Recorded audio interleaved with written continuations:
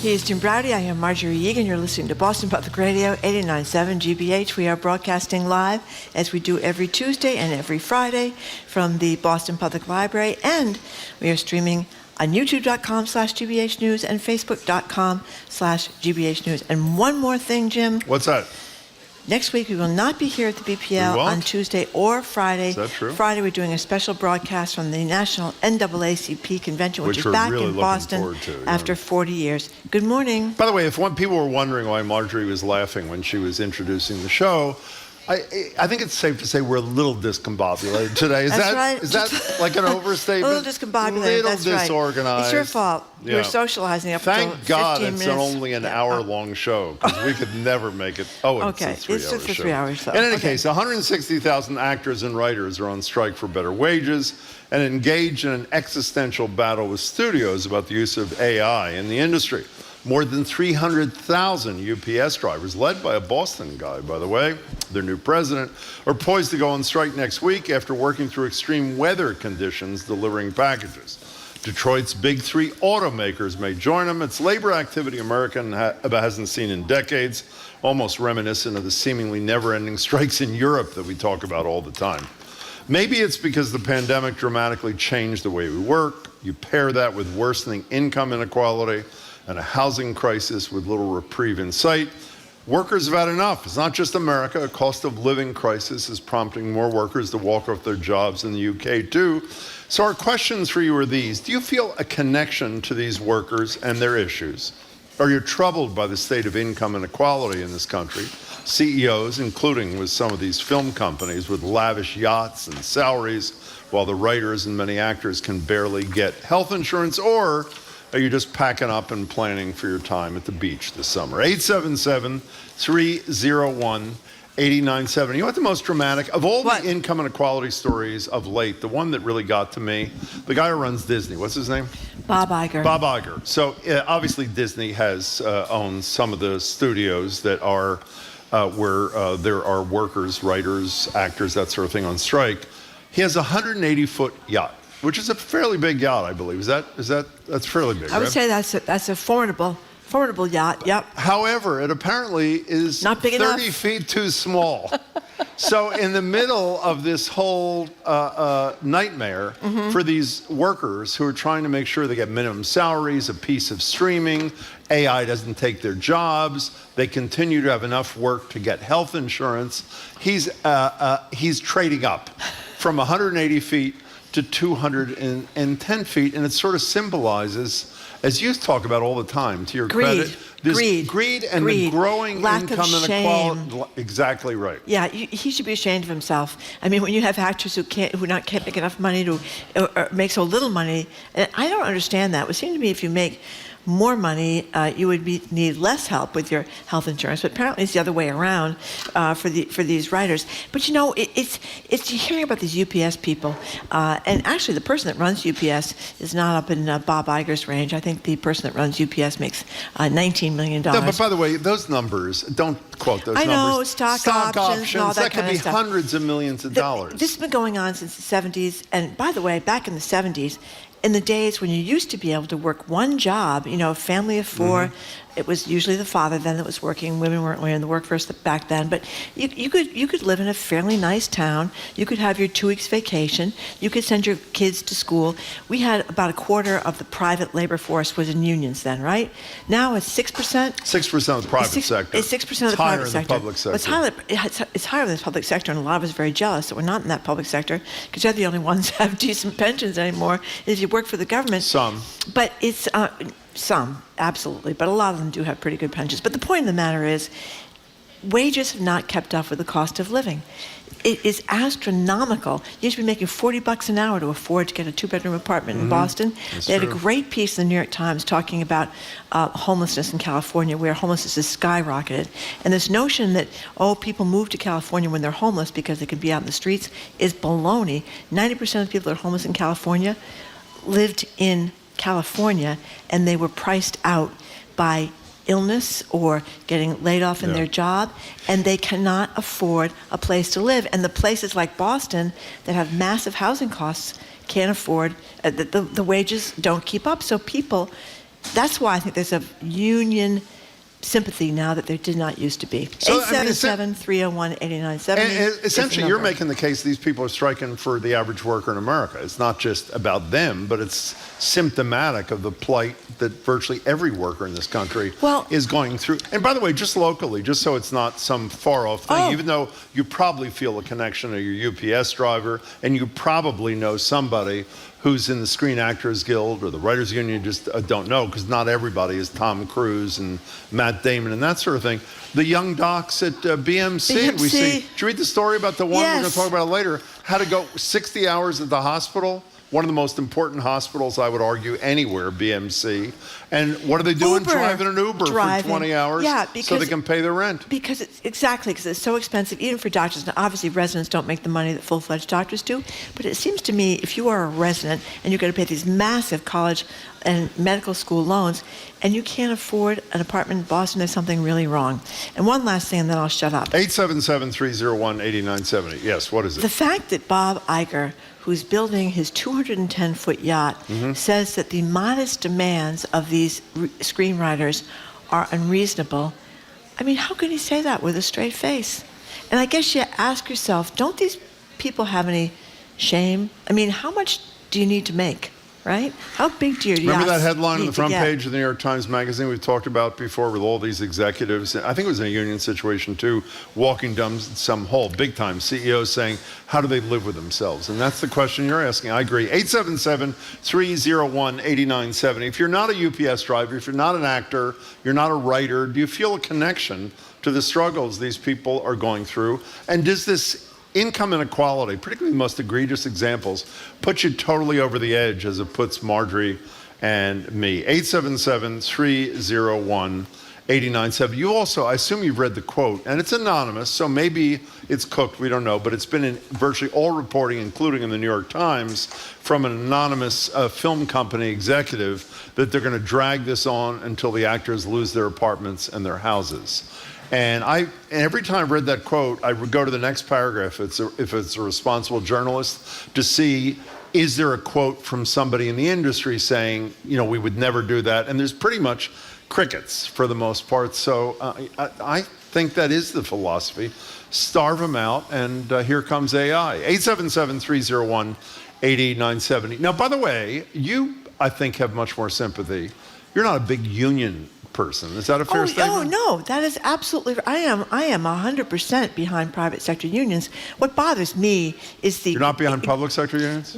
For the most part, I am. But Okay. Except for the teachers, of course. It is a little ridiculous in Massachusetts, you know, when you can retire. I think it's a little ridiculous to be able to retire from the MBTA after 20 years and collect your pension there, and then move to another state organization and collect another pension. I mean, I think maybe some people have gone overboard. I think, you know, the state police, they're great. They work very hard.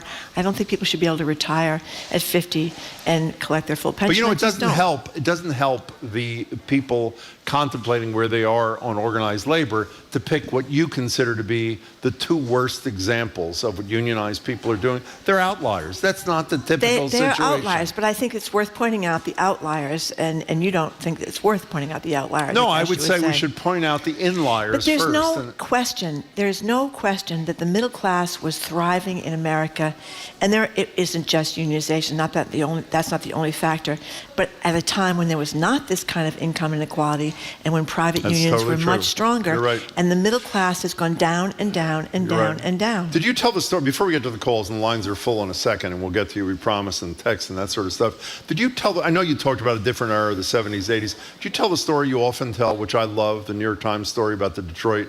Oh, yeah. Not the auto executive, but he was the executive of one of those companies that supplied, I don't know what piece, but a critical element of the construction of a car. He was a big deal. He was a big in deal. Detroit, Yes, he was. At the center of the automaking business in the United States back then. And he lived in a very nice house. But it was the kind of house you might see if you drive down Commonwealth Avenue in Newton or in Brookline. Big, beautiful house, nice backyard. It wasn't one of these mega mansions, which people seem to compel to build right now, because I do think there was more of a sense of shame about excessive greed. Well, and also, I think we've lost that I agree. sense of He was making, if I remember the number, roughly in the neighborhood of 10 to 12 times what the average worker for his company is making. The average CEO now makes anywhere from 450 to 1,000 times what the average worker does. That's a problem. Danny in a car, you're first on Boston Public Radio. Welcome to the show. Hi. Hi. I just had it's really good. I heard something, I think maybe on your show in the last week, that I wanted to say something about, and now I can't.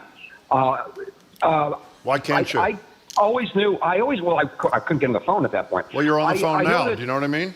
Yes, exactly. So I'm going to tell you what I'm going to say. Go. Okay, so I think someone said that Massachusetts was the very first state to make slavery illegal. No, to make slavery legal. Legal. No. It did both.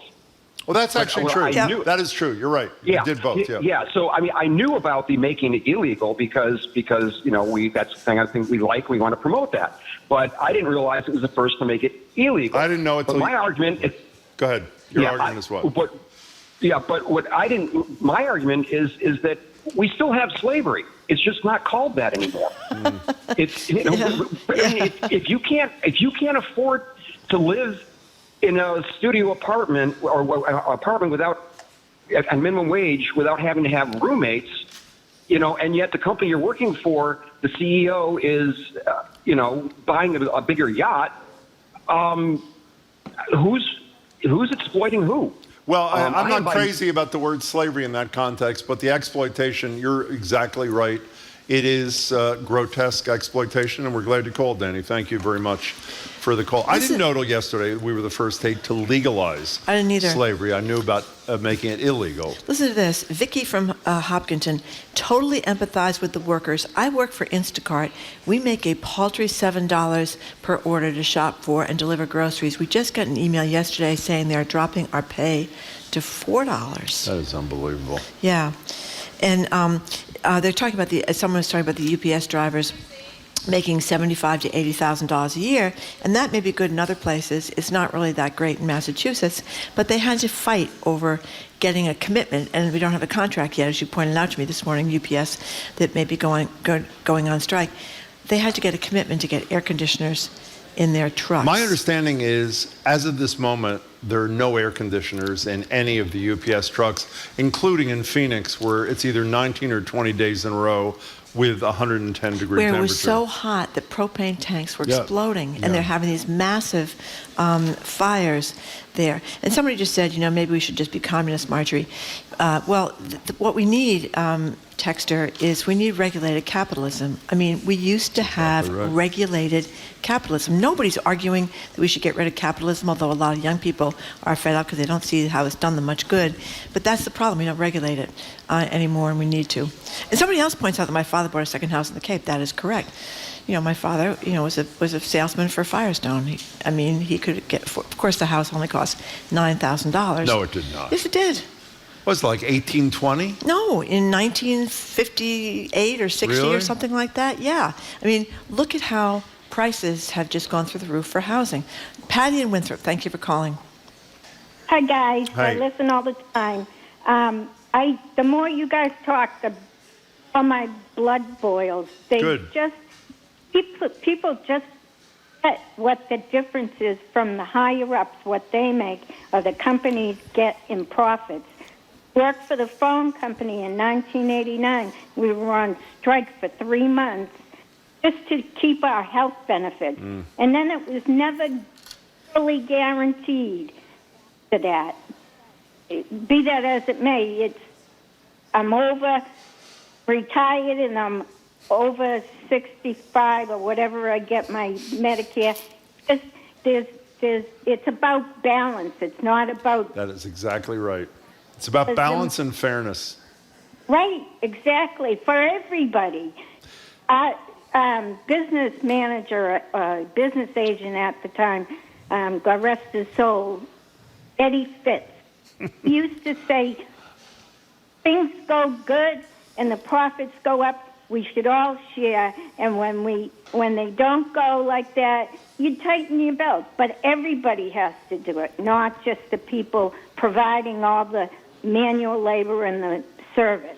Patty, you are fabulous. I am so thrilled you called today. Thank you for joining us. I want to clarify something. Who wrote this note to us about the air conditioning is going to be in the trucks in January 1, 2024? My understanding is that's part of the contract negotiation, which theoretically has been agreed to, but there's no contract. Right. And so until there's a contract, this allegedly agreed upon provision is not enforceable. So hopefully the UPS people will get a contract and hopefully air conditioning. By the way, when I'm saying this, I have to stop myself.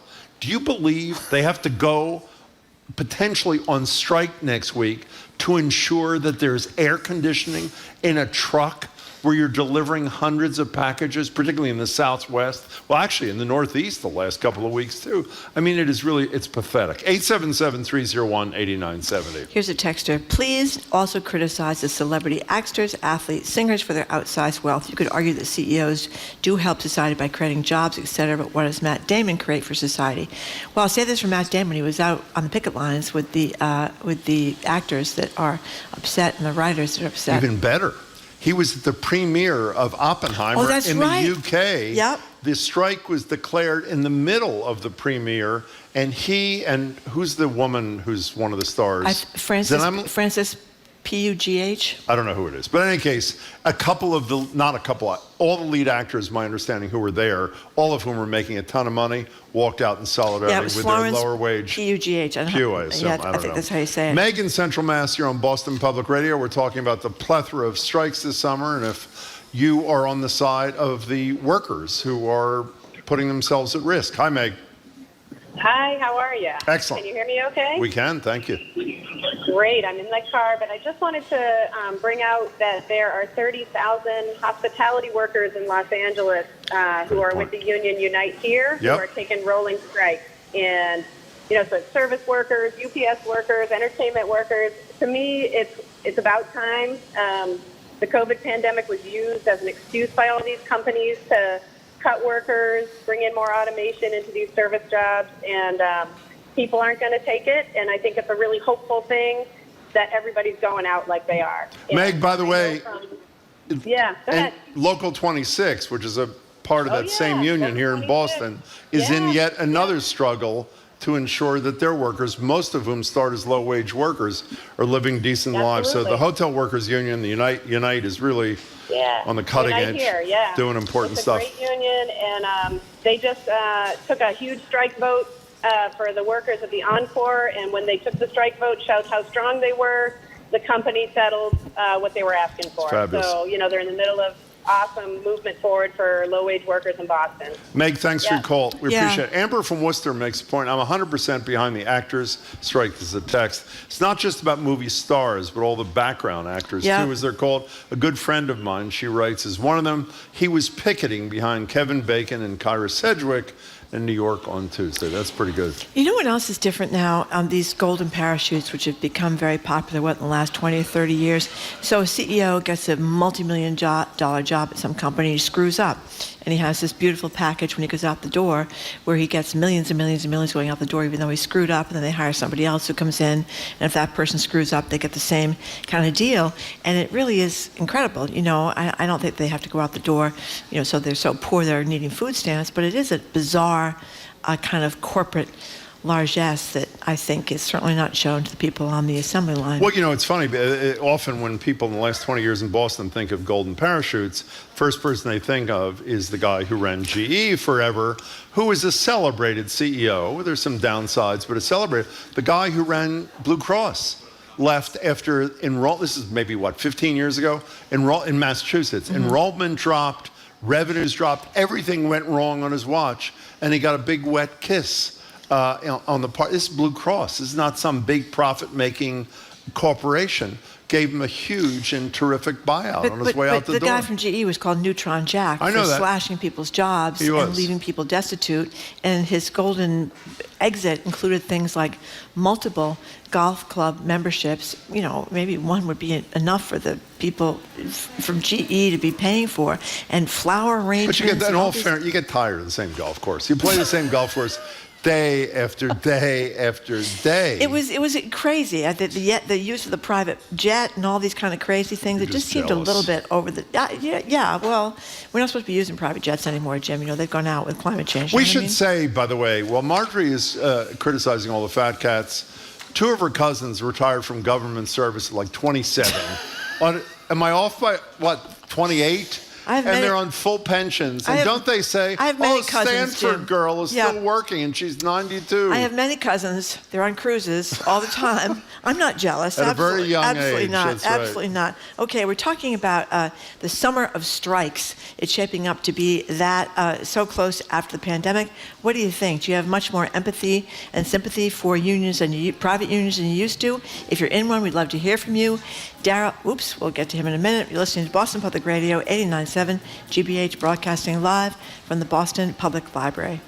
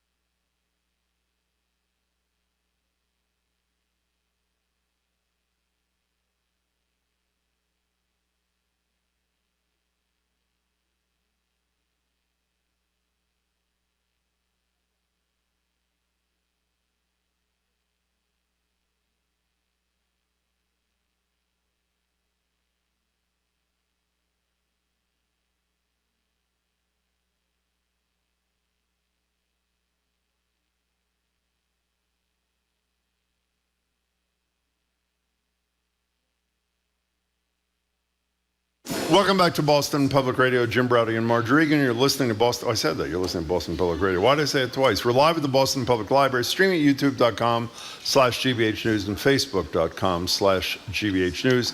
And we want to remind you, we will not be at the library either Tuesday or Friday next week. Friday, we'll be at the NAACP convention, and we're preparing off and on throughout the week. If you're just tuning in, we're talking about the wave of striking workers across the country this summer. Do you feel solidarity with Hollywood writers, actors behind the TV shows and movies you watch, and the drivers who bring you all the stuff you order online? They're not on strike yet. Hopefully they won't be, but they could be next week. Are you worried about the deep inequality we've talked about? Give us a call or text, 877-301-8970. You know, here's someone that says that their union did nothing for them. This is Kathleen from North Grafton. She said that makes unions a tough sell. She worked an entry-level job, UMass Medical, had to join the union, never was our wage, living wage. I mean, it is true. Not every union is working as it should. I mean, a lot of people places I've worked at, complained about the ineffectiveness of the union, and they're not always perfect. But I think overall, we're better off. Can I tell you something? I was the president of a union, as you know, representing legal services, lawyers, secretaries, and paralegals in 35 states when I was a lot younger. I came in contact with every kind of union, blue collar, white collar, everything in between. Again, as that woman said, they're outliers, just like every other institution in this world. They're imperfections, they're problems. The vast majority of unions with which I dealt dramatically improved the lives of the people they represented. And we'd be a hell of a lot better in this country if there are a lot more unionized workers, despite some of the outliers. Darryl in Connecticut, you're next on Boston Public Radio. Welcome to the show. Hi. Hello, good morning. Hi. So I've been a union member with Teamsters since 1988. Oh. And I've never been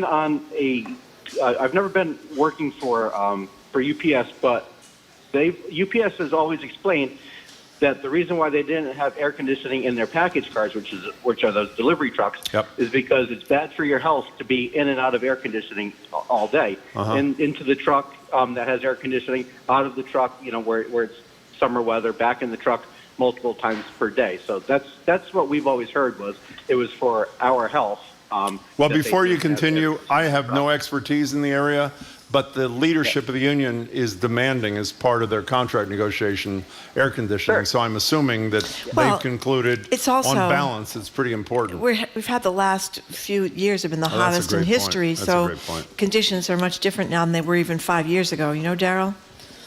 Yeah, and what I heard, I think Jim said a few minutes ago, was that there are no vehicles in the UPS fleet that have air conditioning. That's not true. The package cars, the delivery cars, do not have air conditioning. The feeder trucks, which are the tractor trailers, are air conditioned.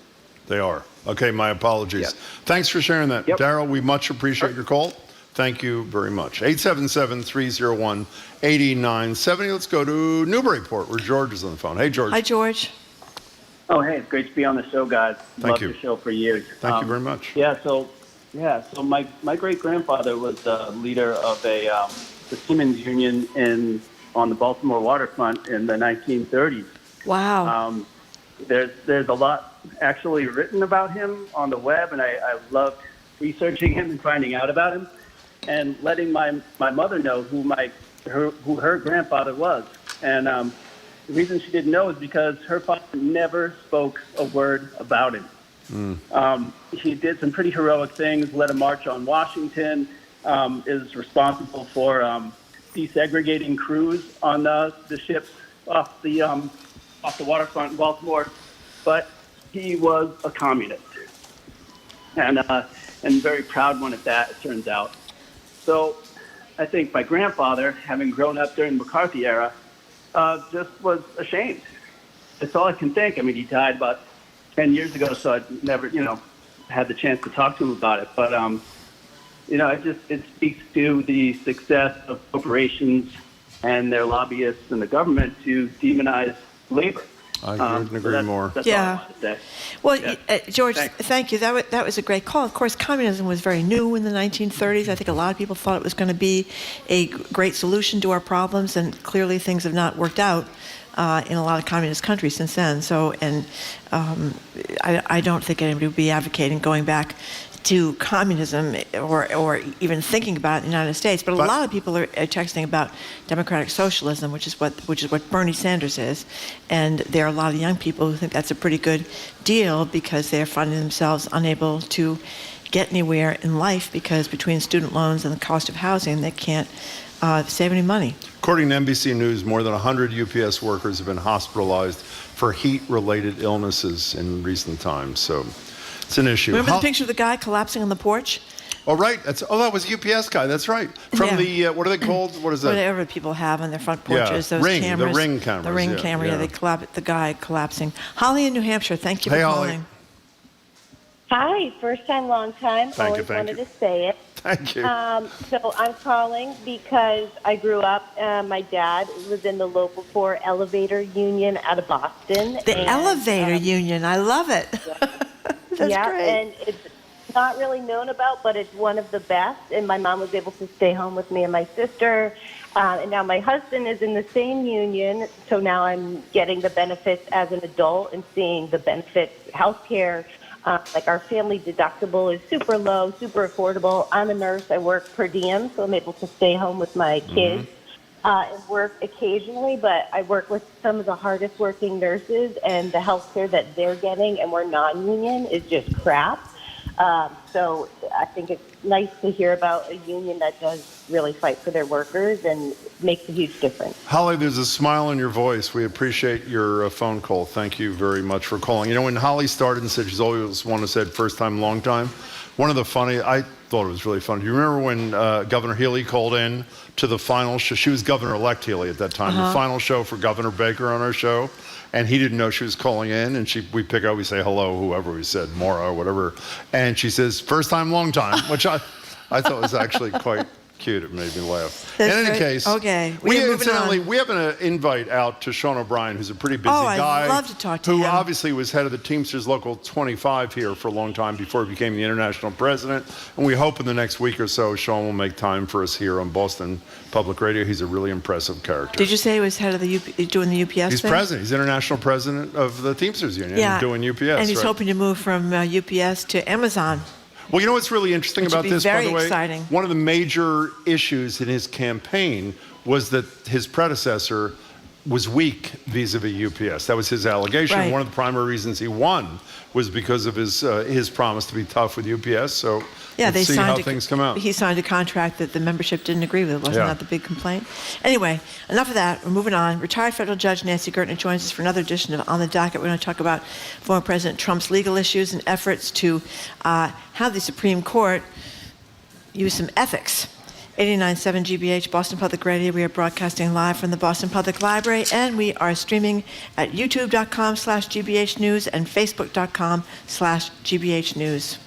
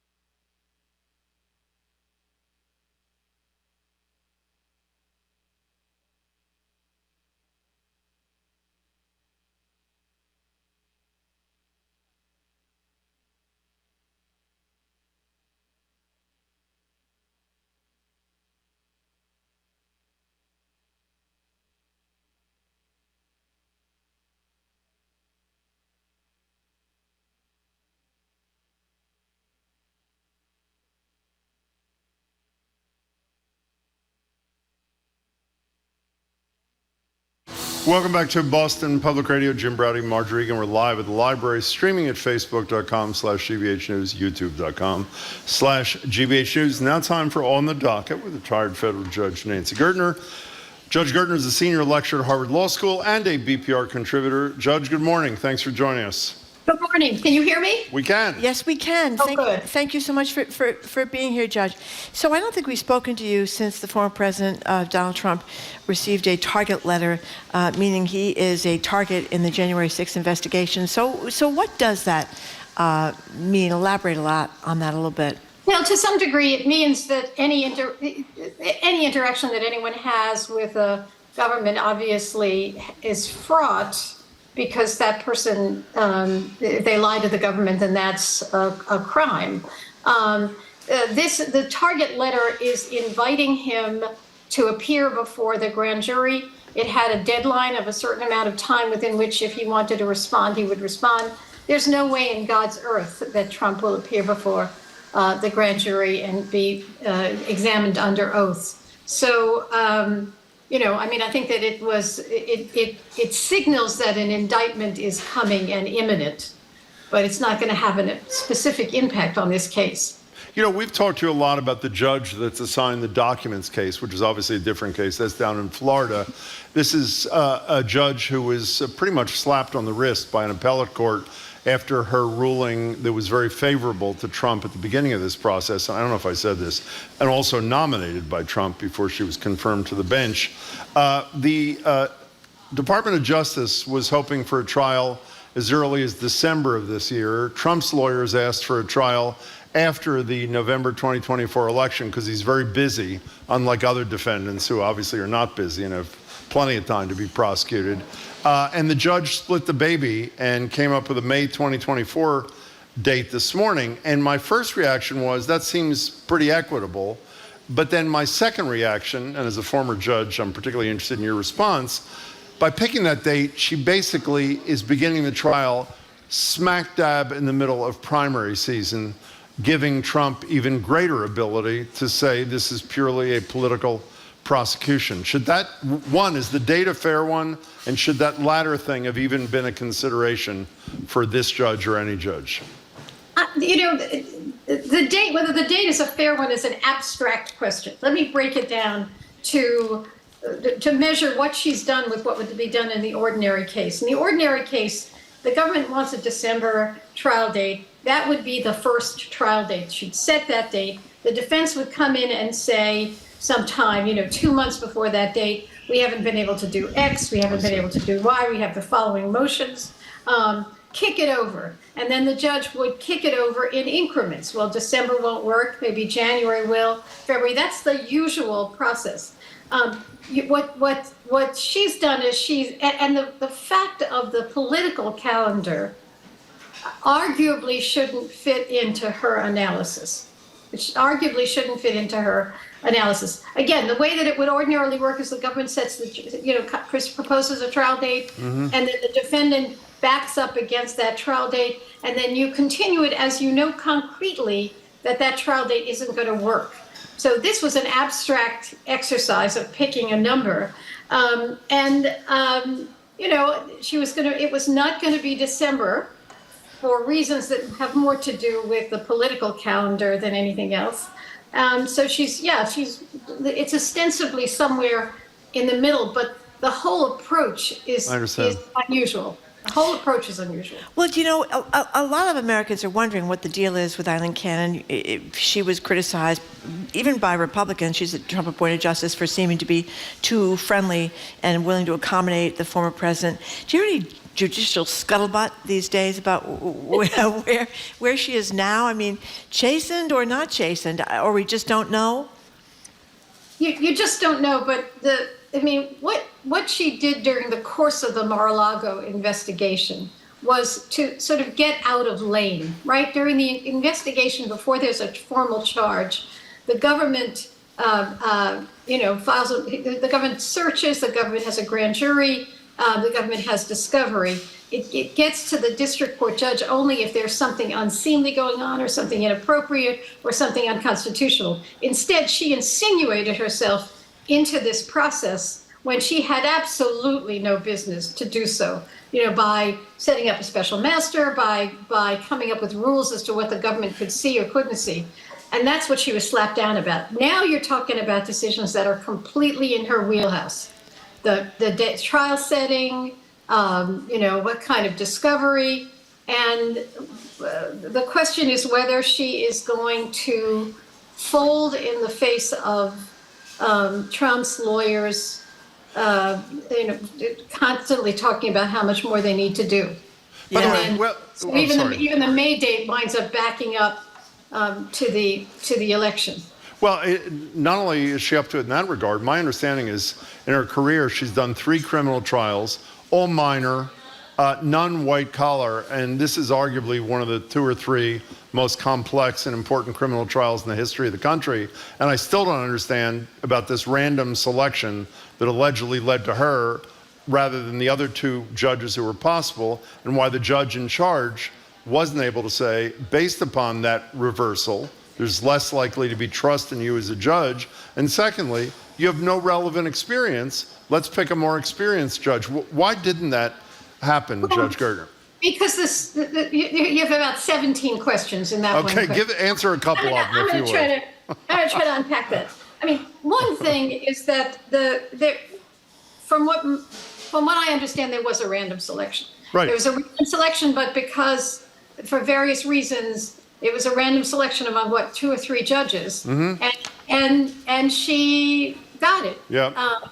You can't manipulate that random selection, if it was in fact random, by saying, I'm going to send it to the more experienced judge. That's a no-no. And it's a no-no because you don't want the chief judge determining the outcome of the case by whom he assigns.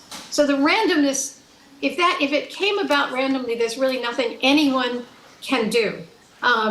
The fact that she's inexperienced, as I said, you understand how bad the system would be if a chief judge would say, well, Gertner shouldn't have it because she doesn't have experience in this, bring it to X. The random selection is critical, and no judge would ever do that. Her not having any experience is a problem, and it's a problem that she's going to have to work through. I mean, one of your questions was about recusal. And the problem is that the chief judge of that district is not going to take her off the case based on his perceptions of whether she should be recused. He would wait for the government to do that. And the problem is, it's doubtful the government would try to recuse her. That would make it look even more political. Okay, so I have one more 17-part question in a second. Before I do, Blues Mama 5 on YouTube posted, Nancy Gertner should have been on the Supreme Court. I think we would all agree. Absolutely. But by the way, had Hillary Clinton been president, Nancy Gertner would now be the former Attorney General of the United States. I have one more question where sort of in the category of how is this possible? This guy, Russell, who's was a body man. Body man. Sort of an aide. I never heard that word until a few weeks ago, body man. No, it's like a lot of big politicians have. It's a man or a woman who goes around with you and satisfies all your, I was going to say all your needs, not all your needs, but hands you a pen, tells you where to be, carries your luggage, whatever. Yeah, I thought it was kind of valet. Didn't that used to be valet? Whatever, body man. So this body man, Russell, I don't know his first name, appeared before the January 6th grand jury for the third time yesterday. I'm not that interested in the third time thing. What I am interested is this. He, like many other Trump employees, he now works for the campaign, has his legal fees being paid for by the Trump PAC. I'm assuming if he flipped on Donald Trump in his testimony under oath, his legal fees would no longer be paid for by the Trump PAC, at which point he'd be responsible for tens, if not hundreds of thousands of dollars in legal fees. How is this not a problem when there's a disincentive, a strong financial disincentive to tell the truth? The guy who's the target is paying your bills and you're testifying about him. Hello? Yeah, no, I'm thinking. Okay, fine. I mean, let me draw an analogy. The government used to make a great deal of the fact that mob bosses pay the legal fees of the people who are under their, who are part of the organization and were testifying against them. And that was exactly the same kind of disincentive. But that also works with companies that will pay the legal fees of a company being investigated if they think a person, and that could be perfectly appropriate depending on their relationship. Two things. If he doesn't have the money to pay, then the government finds a public defender for him. And if he's cooperating, that's a less complicated representation than if you're trying a case. So, the question is whether or not he would qualify for other counsel if he winds up not having his legal fees paid for by the PAC. I don't know the answer to that. I don't know the answer to that. But also, the lawyer who is representing him, if he flips, that lawyer is obliged to represent him on the flipping and to make sure interests are protected. It's not. I didn't know that. Money is not tied to the person. I got it. If I were representing him and I was being paid by X, and all of a sudden he wanted to do something that was not in X's interest, I have an obligation to the client, not to the person who's paying. So the lawyer has to continue that representation no matter what. Don't you remember, though, during the Clinton times, and I'm sure with some of these Trump people, that between Whitewater, the investigations into the Clintons over Whitewater and Monica Lewinsky stuff, all these stories about people that worked for the Clintons going broke, paying their legal bills because they were not people that made a lot of money. I almost wonder if that could be a consideration of going to work for Donald Trump, that you get some Well, right. Or you're going to get subpoenaed. Yeah, but exactly. I really do want to go back that the obligation of the lawyer, no matter who is paying him, is to the client. And that lawyer has to stay in the case regardless. Because then that really would be unethical if the lawyer said, I'm getting paid by X and I'm only going to represent you insofar as X's interests are involved here. So no, that lawyer in the case no matter what. So, Judge Gertner, we've talked to you a lot about ethics on the Supreme Court. We've talked a lot about Clarence Thomas' lapse in these regards, Alito's lapses. The late Judge Ginsburg did some things, took some trips she probably shouldn't have taken, Sotomayor, et cetera. So it's not just a Republican kind of thing, although Clarence Thomas probably is the most egregious. But in any case, the Democrats are trying to mandate this binding ethics code. Republicans are saying, at least like Lindsey Graham, that this is just about going after a conservative court. But we've talked to you about why this needs to happen. So what do you think could happen in terms of any kind of ethics legislation? Well, I mean, I think the more that's coming out, the more likely that is. But the question is whether the Democrats have the votes. I mean, the notion that this is just going after a conservative judge. Let me sort of pause for a moment on that. If the conservative judges have done something wrong here, if the motivation was going after them because this court is rogue, then. But if they've done something wrong, they've done something wrong. And the reason why you need a code of ethics is that this would have been a non-issue had there been a code of ethics that was enforceable. It would have been a non-issue. So we've seen this so much in politics today that just whatever the motivation is, the question is whether they cross the line. And the issues are about whether Sotomayor crossed the line with respect to her books, whether Ginsburg crossed the line with respect to trips.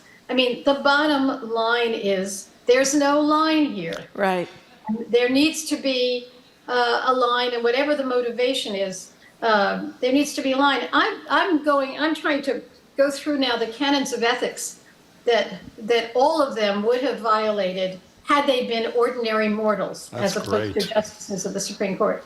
I mean, Judge Ponzer wrote a op-ed about a week ago in the New York Times about how he resisted even minor gifts from very grateful litigants because he knew that crossed the line.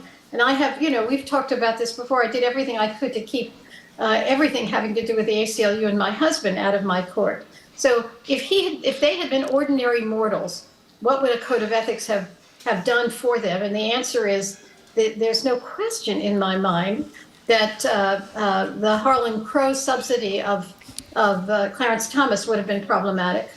It wasn't that the smell test thing, wasn't he the one that was talking about the smell test? I thought that was such a great analogy because that's true in so many areas of life. Right. You just know something does not smell right. By the way, when you mentioned your husband, he was the general counsel for the Civil Liberties Union here. Did you ever do anything, and I mean this sincerely, in retrospect, as meticulous as you tried to be, where after the fact, you said to yourself, I did cross a line, although unintentionally, and I'm sorry I did it, or is there no such thing? Well, I can't remember a time like that. And part of the reason, Jim, is, I was a pretty controversial lawyer, civil rights lawyer. And one of the things that my first partner, Harvey Silverglade, said to me is that if you're going to be controversial, if you're going to do things in the public, you got to make sure that you're purer than everybody. Yeah. By the way, we love Harvey. We should say that for the record. I want to get back to what you said a minute ago about enforceability. One of the things, correct me if I'm wrong, I think I'm right here, is this recusal stuff and disclosure and code of conduct is Senator Whitehouse, who we're great admirers of from Rhode Island, is proposing this stuff. There is already in place a requirement that even Supreme Court justices report certain outside income, and all they do when they're caught by ProPublica is they say, I don't think I was required by the current rules that do exist to report that income. So without enforceability, no matter what comes out of the Senate, if anything, it means nothing, right? They're just going to say whatever money I took, whatever yacht I lived on, doesn't apply, right? Well, but again, break that down. I mean, the disclosure issue is something they've agreed to be bound by.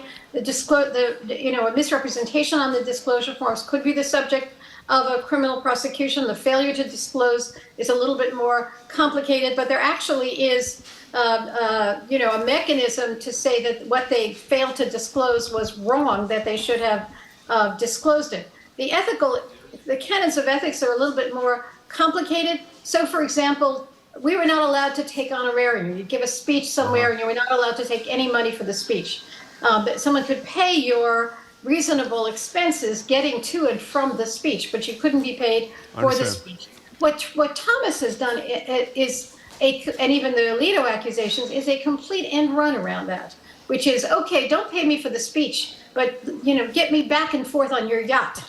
That is the functional equivalent of being paid for by the speech. And so it gets back to what we were saying before, that it sort of violates.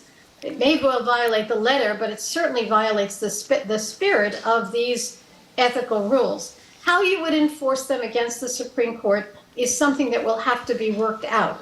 Other Supreme Courts have enforcement mechanisms. So would there be, even if there was an investigation and a statement that they were wrong? right? I mean, like an investigative, just an investigation, say you're just wrong in what you did. That would be one thing, and that would matter. It would right? matter. I agree with that.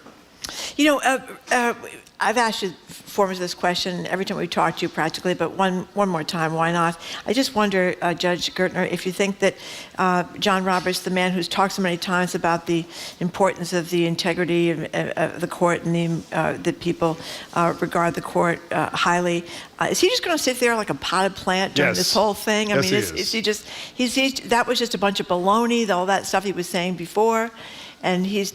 I actually found that we had talked about this before. There was a letter that he wrote to Senator Durbin about why he wasn't going to appear before the committee. And there may be reasons why Chief Justice doesn't want to appear before a congressional committee. But the letter that he wrote, I thought was really stunning. Rather than saying, we realize there are issues here, we're investigating it ourselves, and we will, we're looking for ways of addressing this, he essentially blew off the committee and blew off the public, and said, don't talk to us about it. There are issues with respect to the, separation of powers. So his passivity here has actually been pretty stunning to me. And the reason why I bring up Judge Ponzer's fabulous op-ed is that every judge in the country that deals with these rules has to be furious about what they are, what the Supreme Court is doing and what we were obliged to do.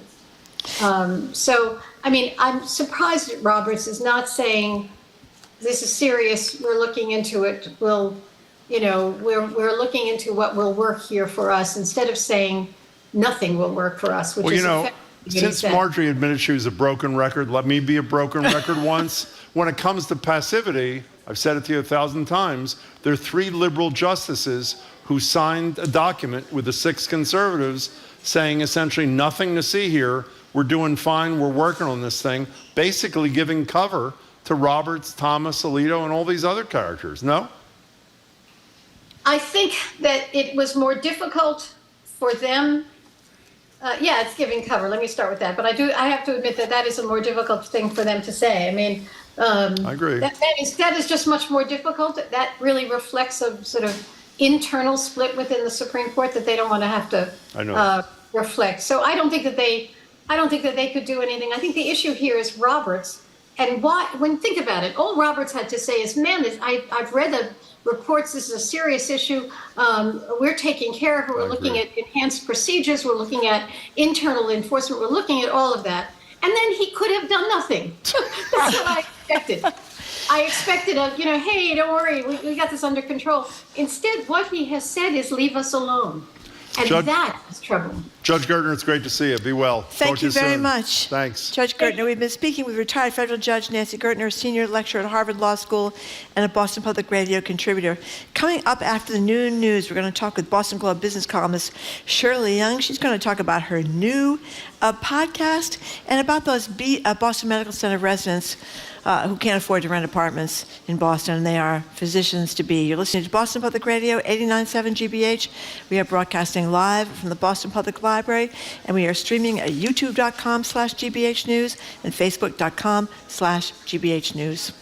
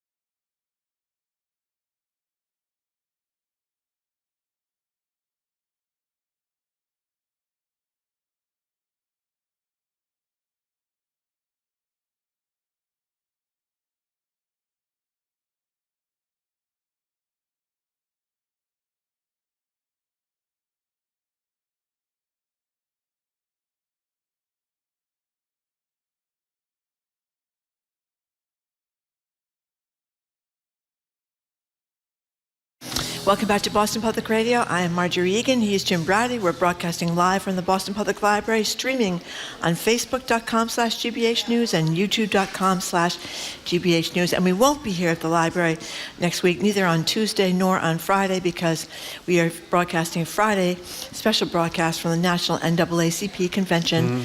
Do we call that South Boston now or the waterfront? You can call it whatever you want.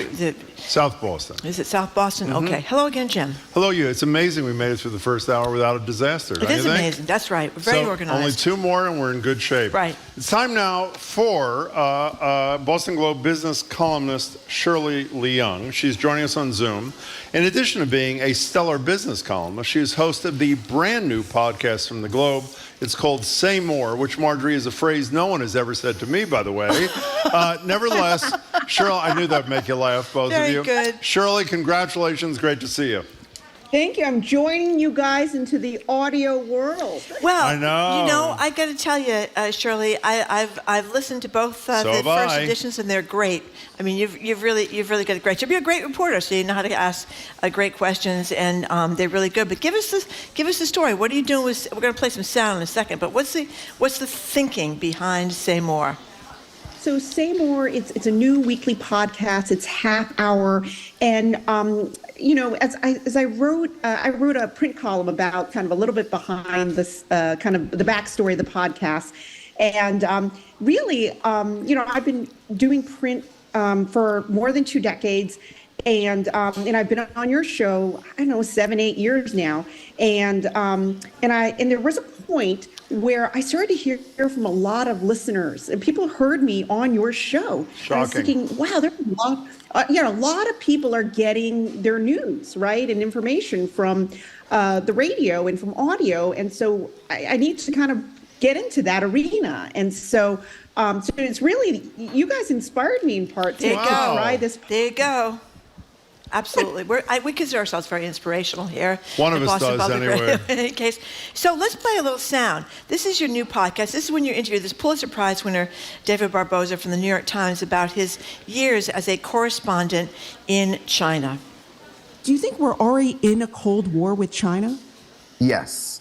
I think, at least for a couple of years, it's been an economic war. And I think it's not like we're going into one. It's been playing out. It's playing out every day. He was great, by the way. Listen to that one, too. Are you nervous? I don't agree at all with Marjorie, what she said. You're a great columnist, so of course you'll be great on a podcast. They're as different as night and day. They're a totally different set of skills. I think they're great so far, too.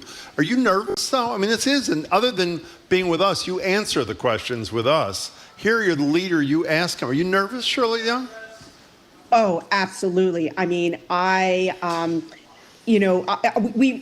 recorded about 6 episodes. I have a producer, Dan Ackerman. I have a whole team behind me. Scott Hellman at the Globe.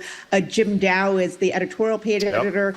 This is coming out of Globe Opinion. So I have a whole staff of people helping me to sound like I know what I'm doing. We're putting our best foot forward. So these are the best episodes recorded so far. But it's hard. It's really hard. And I think first of all, it's hard to listen to yourself. And I know. Right? Yeah. I have to listen to myself. It's very upsetting. And I have to critique myself. I think the hardest part is trying to develop almost a personality or a style. It was when I launched my column a decade ago, it was easy. It was like I could hear the voice in my head. I know what it looked like on paper, in print, in words, but it's hard on audio, and it's going to take me a few months to really develop a style. I mean, oddly enough, the first episodes I recorded, I was like, I don't sound like me. And so how do I get to a point to sound more like me? Can I tell you something? Strange. You'll never sound like you to you. It's really hard, as you say, to listen to yourself, which I hate doing. But the thing you do, one of our goals, we talk about this all the time off the air, is to sound conversational rather than you're performing. Yeah. Sort of like Marjorie, let's try to do this like we would do if we're sitting at a coffee shop or a bar. And I have to say, I've only heard your first 2 episodes. You totally achieved that right away. It is totally a relaxed, important conversation where I learned stuff. And the other person you had on, who I'm a huge admirer of her, we've had her on here too. Oh, Joan Donovan. She is a groundbreaker on her stuff. Here she is in episode 1, Joan Donovan from Harvard, on episode 1 of Shirley's podcast, Say More. Can we even contain disinformation at this point? I mean, or is the cat too far out of the bag? Well, the cat had kittens. And now they're everywhere, right? But I think, no, I will never give up that we're too far gone. Well, the cat had kittens. Pretty good line, I should love say, that from line. Joan Donovan. It's pretty good. Okay. Yeah, So, no, I was gonna say it's exciting though, and I've gotten a lot of support from the Globe. I mean, I had front page ads, right? I know you were on the front page. Your picture. Yes. That was Erin McGrath from the marketing department, and we had a full page ad. One of my editors joked with me, "I hope you got a good rate." Exactly. In any case, you're off to a terrific start. Congratulations. Thank Say you. More is the name of the podcast. And this is where Shirley's supposed to say, if she was practiced at this, you can get it wherever you get your podcast. You can get it That's wherever what you you're get supposed your- to I was say. about to say that. Yeah, Okay, Apple, fine. Spotify, That's right. wherever you Thank get your you. podcast. I said it that's for where you. can Thank find you. it. Thank you. Say More with Shirley Leung and her guests. So, as you know, Shirley, Jim Brown has been Brown? obsessed. Who's Jim Brown? Browdy has been obsessed with the idea of, these threats of millionaires leaving the state of Massachusetts because of the millionaires tax. Well, I don't know if you think you found one. I don't know if this is a really good example. I don't want to find one. But we have a Found story. two. No, we didn't. No, we didn't. Go ahead. Who do you think? come on. Who do you think left the state because of the millionaires tax? Go ahead. Tell us. We have Grant Williams. We have Steve, Grant, a former Celtics player, went to the Dallas Mavericks. Actually, and also, did you see Steve Paliuca? Paliuca, one of the co-owners of the Celtics. He actually domiciled in Florida. He ran a home in Florida, so of January. He's also a Florida resident. Well, let me say two things. One, I read both. Grant Williams, who now plays for, I think, the Dallas Mavericks, was traded to the Mavericks. He talks about the millionaires tax as an issue, but the bottom, I'm not clear if that was the motivation or it just concerned him. And the notion that you're making $50 million, I think he's 24 years old, over 4 years, and you're worried about an additional 4% tax. If that's the case, I've interviewed him, by the way. He's a really sweet young man from a fabulous family. I know a little bit about his mother, who worked, I think, for NASA, if I'm right, and really socially conscious person. Shame on him. But speaking of shame on, Paliuca, who from Bain and also an owner of the Celtics, says he did not move to Florida because of the millionaires tax, even though it concerns him.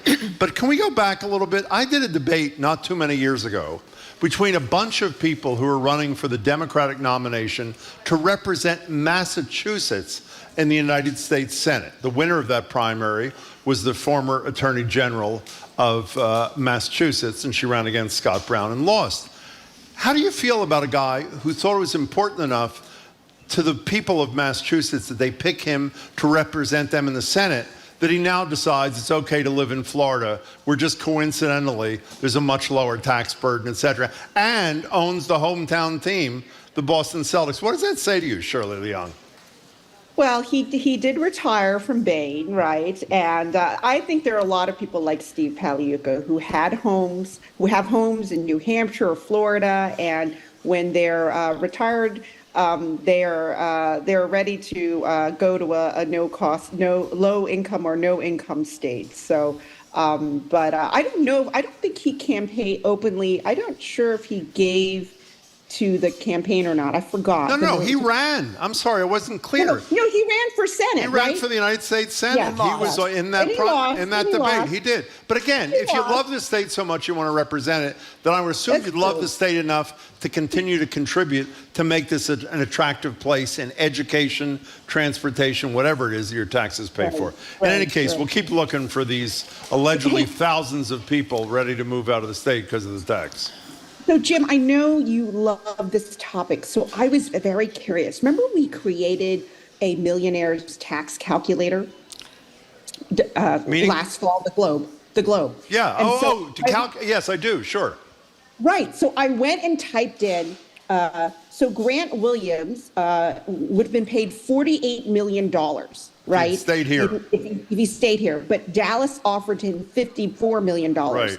And so I was thinking, well, how much more would he have paid if he had paid because of the millionaire's tax, right? If he stayed in Massachusetts.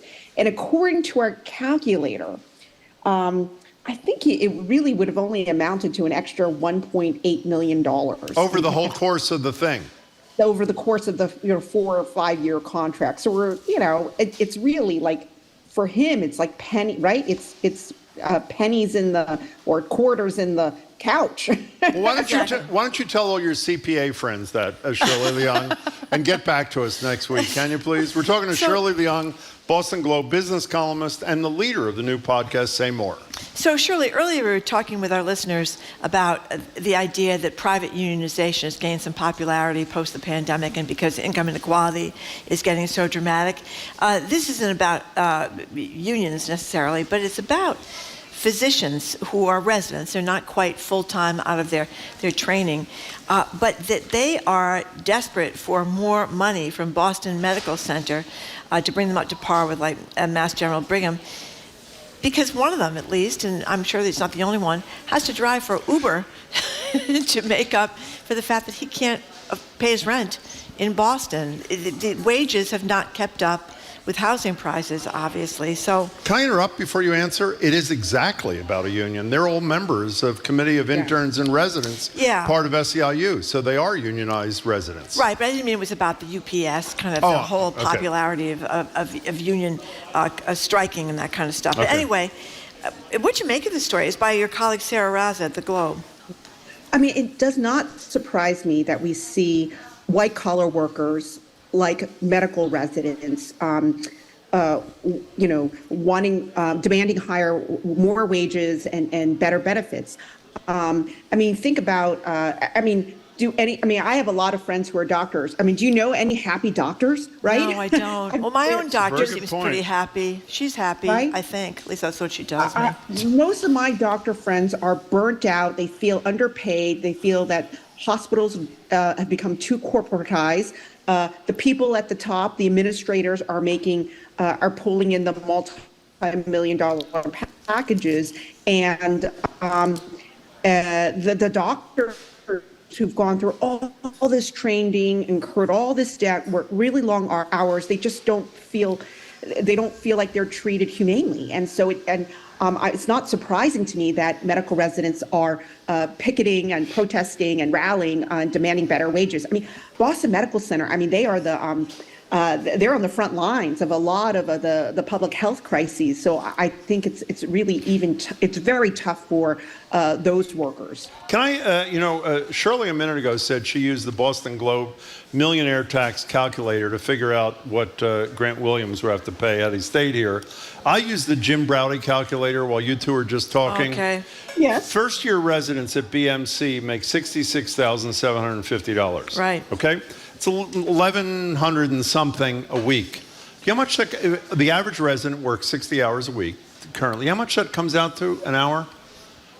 $19 an hour is what they're making as residents in arguably, I would say, and no disrespect to the great hospitals, the most important hospital, because it's the hospital of last resort here for people in greatest need. $19 an hour they're making on average is scandalous. And you know what else? We were talking about how there's been all these studies now that show that people of color are treated, racism is in the medical system all over the place, but the better treatment comes from people who are also black or brown skinned physicians. And there's almost no black or brown skinned physicians, and at least part of the reason is that some of these physicians come from non-wealthy backgrounds. So how the heck are you supposed to become a doctor if you're a white or a black kid from a poor family when you can't afford? You got to go to 4 years of college, right? Then you got to be an intern, then you got to be a resident, and as you say, you may get a pretty good salary once you become a doctor,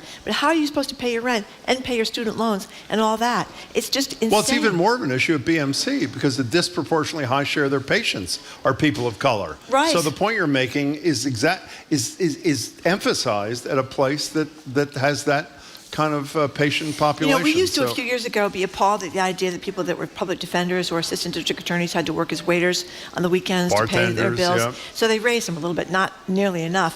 But you wouldn't think this would happen with doctors. I mean, you kind of thought that was a way to a reasonably comfortable life, right?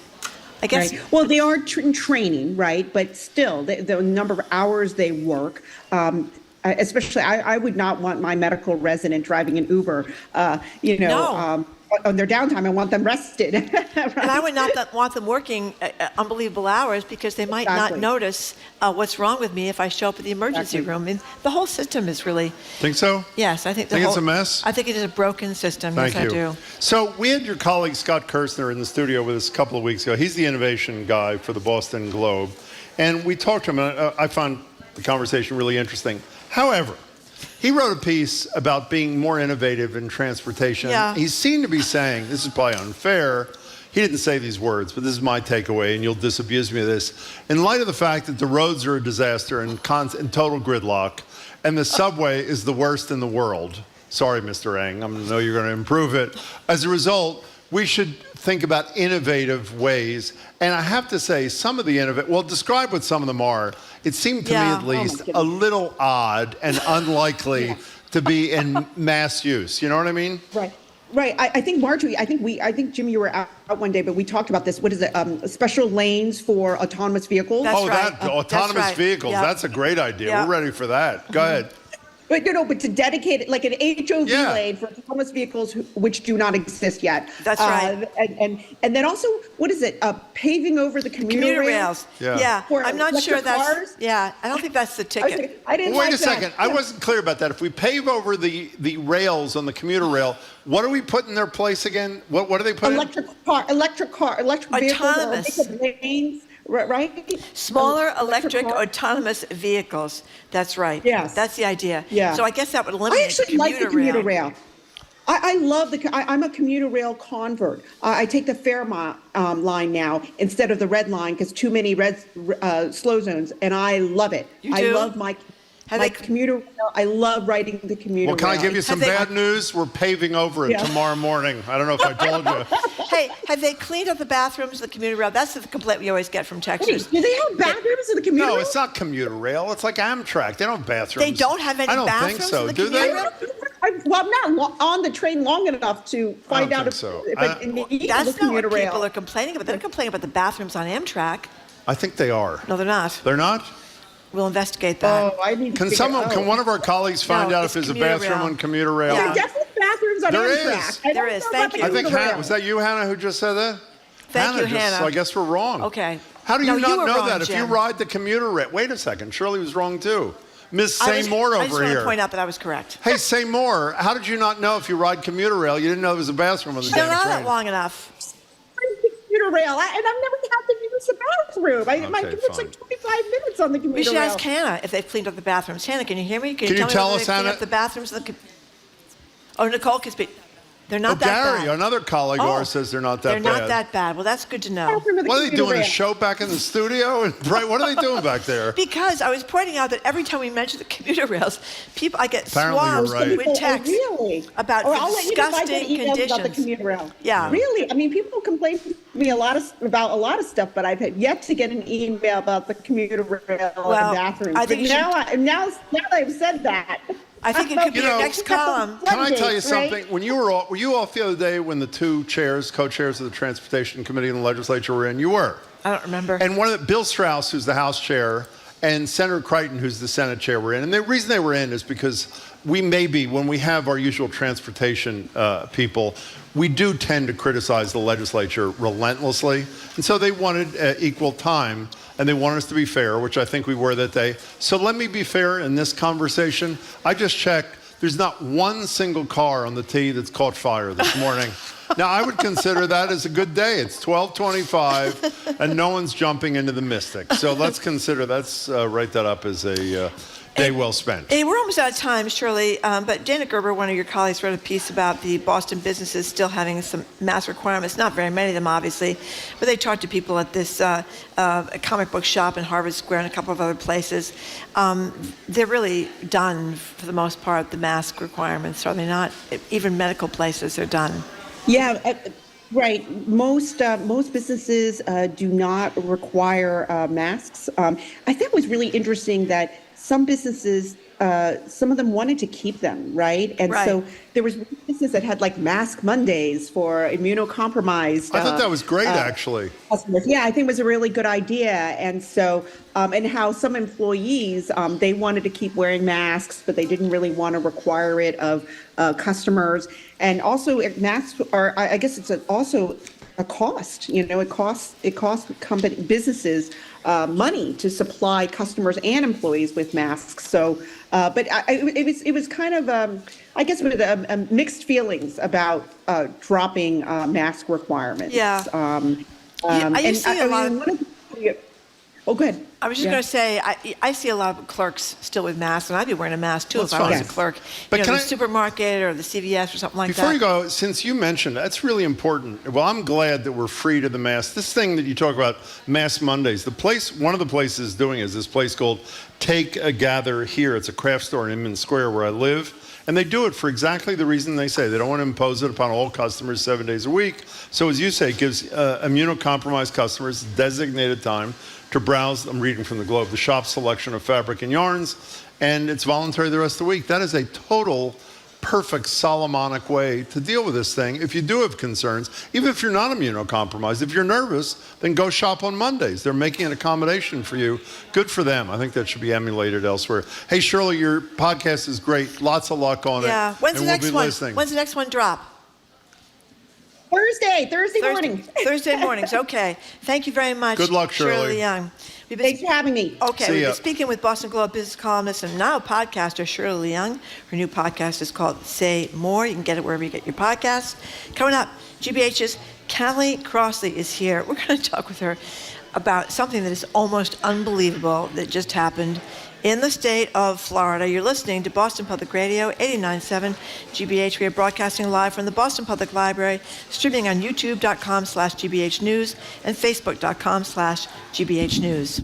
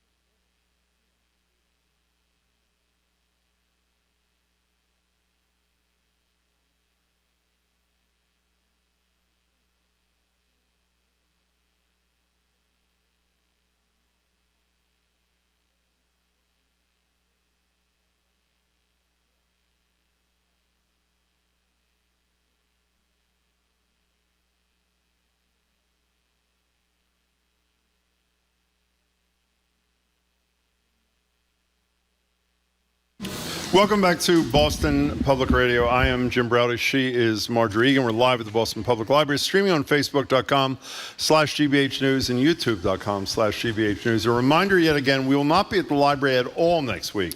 Neither Tuesday nor Friday. That was the appropriate emotion. Thank you very much, Callie. Because Friday we'll be doing a special broadcast from the National NAACP Convention, and we're not going to tell you why we're not here on Tuesday, because we don't know. So in any case, we're joined now by the woman who commented a minute ago, Callie Crossley. Hi. Hello, Callie. Callie is the host of Under the Radar with Callie Crossley. I think that applause might be for her.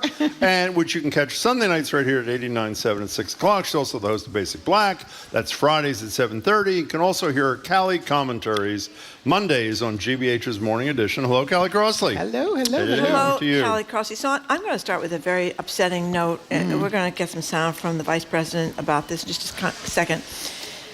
This one I really couldn't believe, but the Florida State Board of Education just approved these new rules that say they're going to teach kids in public schools that enslaved people, quote unquote, developed skills that could be applied for their personal benefit.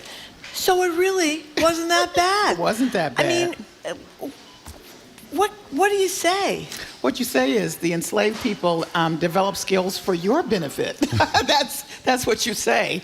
Are you insane? I mean, it's really, so they are raising this because they said that they want to revise how history is being taught because you're scaring off the white kids, and you know, they want to make sure that everybody knows that the black people were evil too. So they really want to make sure that included in this new revised edition are incidents where black people revolted and horrible things happened, as you might imagine, in the fighting. And who was leaving that out? So let me just ask that question. No one was ever leaving that out. That's No, I always don't been part think of that. it was ever left out. That's part of the question. That's part of the whole history.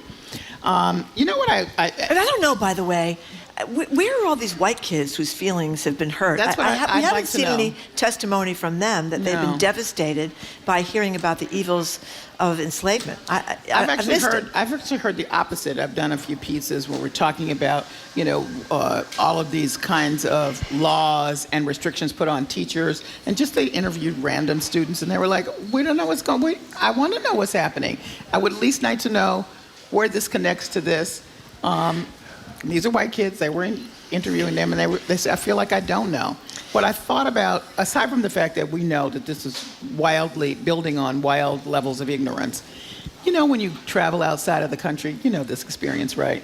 And other people come up to you and can detail all of your history by chapter and verse. It's so in my mind, embarrassing. I'm thinking Florida students start traveling and try to engage in a conversation with somebody. It's often a taxi driver that starts quizzing you all about American politics and American history, and you think, God, this is really humiliating. Can I do my 2 cents on Yes, this? I please. worry that we're too dispassionate about this I'm topic. not dispassionate. Well, I mean, I don't want to come across that. You know, Marjorie and I had a little bit of a tiff the other day when we were talking about Trump, and I was saying what a disaster this currently the country is. So many people support him. She says, don't worry, he's not going to win. To me, that's not enough. Right. Ron DeSantis is not going to win in all likelihood either. He's about 20 points behind. Ron DeSantis is the governor of a state where it is now required to teach the students in your public schools that slavery had a lot of benefits for the enslaved. For the enslaved. It is just, there are almost no words to describe how outrageous this thing is. No words. And I'm almost speechless. I mean, I have to say, it is rare that I say, even this shocks me, because almost nothing does. This is really shocking. It's very really shocking. What happens when they leave the state and discover, oh, what are you talking about? I mean, it's appalling on so many levels. And by the way, you know, in so many states, Florida being one, they had a long way to go to rise to the level of being educationally excellent anyway. Yeah. So what are you doing here? But you know, and the teachers Can we hear are from caught Kamala in the Harris? middle. Since you mentioned it. Here's the Harris. Vice President commenting on these new guidelines out of Florida that Marjorie introduced. Just yesterday in the state of Florida, they decided middle school students will be taught that enslaved people benefited from slavery. They insult us in an attempt to gaslight us, and we will not stand for it. I hope we won't. But I just want to add one other thing. They are putting in the curriculum for elementary school students that it's important to recognize Rosa Parks and Thomas Jefferson as individuals who represent the United States. Because they don't know history, they don't know Rosa Parks is radical. Yeah. They have no clue. Rosa Parks is not a sweet little woman that sat down. The woman was trained at Highlander School. She was prepared to be an activist. She was prepared to give her life to change things. You think talking about it is upsetting. This woman was prepared to give her life, but she's okay because you think she just sat down quietly on a bus. Well, you know what another wonderful example of that is? Even higher profile, Yes, Martin Luther King. King. Same deal. You know, when you hear a Republican on Martin Luther King Day who is violating the rights of people of color and poor people every way they turn and are quoting Dr. King, I'm guessing that they really don't know exactly how radical this reverend was. No. You know, though, before we get too high on our horse, I'm not comparing Massachusetts to Florida, but we spoke with our colleague Paul Singer and two kids from Boston University yesterday about how the Freedom Trail, Paul went on the Freedom Trail, went all through 17 sites, whatever they were, and never heard a mention about enslavement in Massachusetts. I mean, I think in Massachusetts, a lot of us think, hey, you know, that's where you come from. That's Tennessee, that's Florida, that's Georgia. And to think that we are just now acknowledging, you know, the people, enslaved people that were buried without any recognition. I mean, you know, we're behind the times up here. Not like Florida, but we are. Well, yes. Yes, let me say that. But also to add that there is, however, this is not an excuse. The Museum of African American History has a park ranger-led tour. Yes. Which is really quite revelatory and chilling because the last part of it asks everyone on the tour to be quiet because the enslaved folks who were running from slave catchers had one chance to get to what is now the museum, but what was a spot that was safe for them if they could just get there. So there are other opportunities, but a lot of people don't know that. A lot of people don't know that. Point, I mean, I once, my first time visiting Charleston, this was years ago, and they had, the tour guide was dressed in the big antebellum skirt and the whole 9 yards. And so I asked, because it's me, where is the door of no return in Charleston? Because Charleston was a huge port to bring in folks that were about to be enslaved. They came straight from Africa and the Caribbean, and it was huge. And there's a couple of spots there. And they all looked at me like I had 3 heads. So I did not leave it there. I went back to the center where the tour originated, and I said, is there an historian? Who put this stuff together? Are you out of your mind? Charleston? You're gonna do a whole tour and never say this was a major, you know, port? And they were like, well, if you are in Charleston now, there, you know, all of that is included in the tour. So you'd be hard pressed to find a tour that does not mention it. Well, one of the things I thought was interesting about what we were talking about yesterday with the fact that there was not this acknowledgement of enslavement in terms of different buildings, Boston Latin School, all these places. What changed? Was it Black Lives Matter? Was it now the woman up at the what's the name of the King's Chapel Church? Is it called King's Chapel? King's Chapel. Yeah. She was saying that they had begun doing this revision in 2017, which of course was before that. But what do you think? I mean, is this a Black Lives Matter thing, a George Floyd thing? Well, I think that came second. There have been historians doing this work for a lot of years. It just never got picked up. Actually, when I was in high school, that was my first understanding of how much history was not in my American history book. So I used to bring in, to the delight of my classmates, I'm sure, reports about Black history of the same time period. We were studying the same time period. I'd bring in all of this information that I was just learning.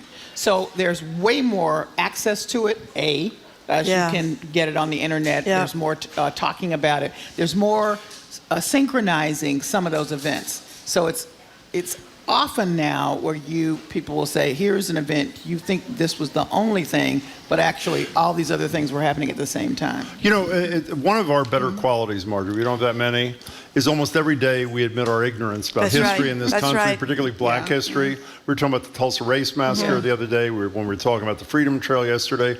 When you were mentioning a minute ago, Maria Rivero is a former colleague of ours who went on to head the Museum of African American History. When she invited me a bunch of years ago to tour, which was it was a Frederick Douglass exhibit at that time, and she had heard us on the radio saying how much we wanted to go, and she invited me. I didn't even know that it was up on Beacon Hill until I went. I mean, it's embarrassing. It really is. And by the way, this is a spectacular place. Yes. And an important place in Boston, and particularly now. So I would urge people to check it out. In any case, speaking of Beacon Hill, there is a story that is we're not huge fans of the sense of urgency of the legislature because there is no sense of urgency. The only urgency is next year to get to their 5 months vacation and this year to get to their August vacation. To the credit of the Speaker, who we rarely praise, there's a fabulous piece of gun legislation that would move a state that is very good on gun laws to be even better on gun laws. And the only reason there's a chance it might not become law in this session is because of the petty BS between the two branches. What's your reaction to this situation? Well, it's a little surprising. I think one of the other, what's Kaufman, I guess, Jay Kaufman. is being quoted saying, "I'm shaking my head in disbelief. On a not so good day, I'm very disappointed and angry because he was a state rep himself years ago. For years. So that's what he's, he knows it. So to have all of this be held up by, I want to do it first. No, I want to do it first. Well, it's my turn, and no, you're not big enough. That kind of stuff, as opposed to rising to the occasion and finding whatever common ground you can find so that you can move ahead on it, is really, it's kind of embarrassing, actually, first. And then I would imagine everybody would be angry about it. So how do they feel about it? And now that it's been called out in a very loud way here in this piece, you would think there would be a little bit of a shame spiral. Can I be naive for a second here? The State House was closed for a bunch of days. I don't know if it's open today, some electrical fire or some such thing. So how about the Speaker, the Senate President, and a few of their friends walks across the street to the 21st Amendment. I'm serious. I'm not being facetious at all. Gets a table and say, boys and girls, let's spend a couple hours and make sure we can make this thing happen for the people of Massachusetts. I would argue that's pretty important substantive material. It's disgraceful. There's no budget in Massachusetts. There will be one, but the budget deadline was June 30th.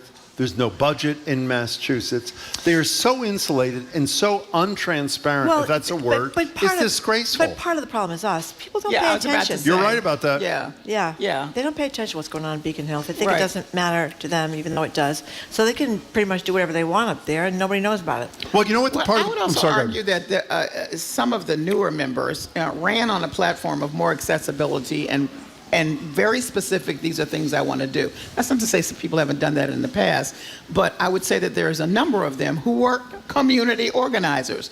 You know what I mean? Like really close to the community. So this kind of thing, you would think, now maybe because they're in freshman status and they can only do so much, would be a thing of the past if just for that. Because these are the people that were on the streets and in their organizations complaining to the folks that were sitting up in the legislature, like, what is this? Now they're in the seats. Well, you know what part of the problem is? You'll find this shocking coming from me, I think. There are not enough Republicans on Beacon Hill. It is so, all 6 constitutional officers, Democrats. I admire most of them a lot. They're very competent, hardworking people. 90-some% of the legislature is Democrats. When you're not worried about your job and not worried about a challenge, you can abuse your constituents. You can be not transparent. You could be not accountable. I have to say, I know a lot of Democrats listening don't like it. If there were more Republicans and they worried more about a challenge, they'd be more accountable to the people of Massachusetts. And as of the moment, I would argue. But to follow up with Marjorie, I would also say, if the people that put them there say, excuse me. You're totally right. Yeah. Totally well, right. I mean, that was the old joke that, if 5 constituents come down the hall, the state rep is hiding in their desk drawer, and if 10 people call up, then they can have a nervous breakdown and they try to do something. But I don't think it's changed that much. Because if people did complain, they would get to be more action. I mean, no one, Karen Spilka gave herself eternal possibilities to be the president of the Senate. She got rid of the term limits. Yeah. I mean, she can go on forever. Yeah. And there was not a peep. I mean, isn't that odd that no one can I say, care about that? Can I blame us for a second? In our former life in commercial radio, we don't talk about that much either. We used to talk about Beacon Hill all the time. And you know what happens in the morning in the spirit of transparency? We talk to each other and we say, are people really interested enough for us to have and so we are part of the problem too, frankly. Yeah, and it was true in newspapers years ago. There was a lot less coverage of what was going on in Beacon Hill because people weren't reading it. So well, I do think that it is important for those of us who cover this stuff, even tangentially, to make the connection between what appears to be, moving the pencil from one side of the desk to the next kind of stuff, to really how it impacts you. And generally speaking, when that happens, then you see people responding. But if they can't tell what moving the pencil does for me in my life, then I don't have time to concentrate on it. You know? Okay, now you're sitting there with a picture right in front of you of a woman, Yes. an Asian woman from MIT that went to LinkedIn. She wanted to have her picture look more professional for her LinkedIn page. So tell us what happened there. Well, she's a recent MIT graduate. Her name is Rona Wang, and 24 years old. She's done a lot of work with AI, artificial intelligence, and so she's been experimenting with the tools and what it can do. And then last week, she uploaded a picture of herself smiling and asked Playground AI, this is a particular program, to turn the image into a professional LinkedIn profile photo. Now, we should say she has an MIT sweatshirt on, so perhaps you might think they would give her a suit, you know, or something like that. Instead, By the way, we're showing the picture if you're watching us streaming right now. There it is. So what happened was they changed her complexion to appear lighter and made her eyes blue. Did we say that she's Asian? So that's not what she looks like. So so it's like, what? And of course, the first thing that comes to mind is this what Playground AI or any other artificial intelligence program believes is professional? Is a white woman with blue eyes, and if you're Asian, or for that matter, any other person of color, I would assume you could do it with other people, you're not going to, if the answer is make this look more professional, it won't be you in a suit, it'll be somebody else looking like a white woman. She says, in fact, wow, does this thing think I should become white to become more professional? Now, we should note that there's pretty significant research going on at MIT about bias in AI, and it's everywhere. It took me a long time to realize why going into the restroom with those automatic hand washers, have I told you all this before? No. It's always, I'm like, here. I feel like I'm doing a dance in there half the time, but I just figured I could never hit the right spot. Well, the thing isn't trained for me. I finally figured out. What does that mean? To recognize a white hand? Yeah. That's what's trained for. So I gotta do the dance to get my hands washed in most of these places. Sometimes it works and I'm like so thrilled, but other times it's like, okay. It doesn't. Here we go. It doesn't recognize your No, skin. it's all programmed. You know, Did you know that? I know it now. Yeah, I mean, so there's a lot of AI bias in small things, or that's not that small, that you don't even think about. There's a great documentary about bias in AI, which everybody is very concerned about, as I am. We've talked a lot about the clear identity stuff that programmed going into facial recognition. The facial you're talking recognition about? Yeah. going into the airports and how they used it on members of Congress and what came up if you put criminal where all the black and other persons of color representatives. I mean, this is a real thing, and obviously it has real world consequences. Now, we should say that Playground AI, this particular program, said something like, oh, no. The models aren't instructable like that. So it'll pick any generic thing based on the prompt. They're not smart enough. But what is the fundamental thing that we all have learned about AI if we knew nothing else? It learns from what you put out there. So if there is bias from the developer and bias built into the program, that's what the thing learns. Yeah. And it churns it out again in whatever form. So yeah, this is very upsetting. You know. Do you have any good news today to talk about? We're This going to transition from something. Now, I don't know. I mean, you went to Wellesley College, Yes, I did. big women's It's on the college, board feminist of school. Wellesley on the Sorry, board. let me correct you. That is the premier women's college in the Excuse world. me. The Thank premier. you. Okay, now move on. Okay. Okay. Yes. So I wonder what your relationship is with Barbie dolls. Oh, well, I just did last week I did a whole piece on the culture of Barbie. And of course I collected them. And I was really interested as a black woman when they started making dolls of color. The one that I cannot get my hands on because it's sold out in 2 seconds is the Ava DuVernay one. You know, she's the director. Oh, that's right. She comes with her own director's chair.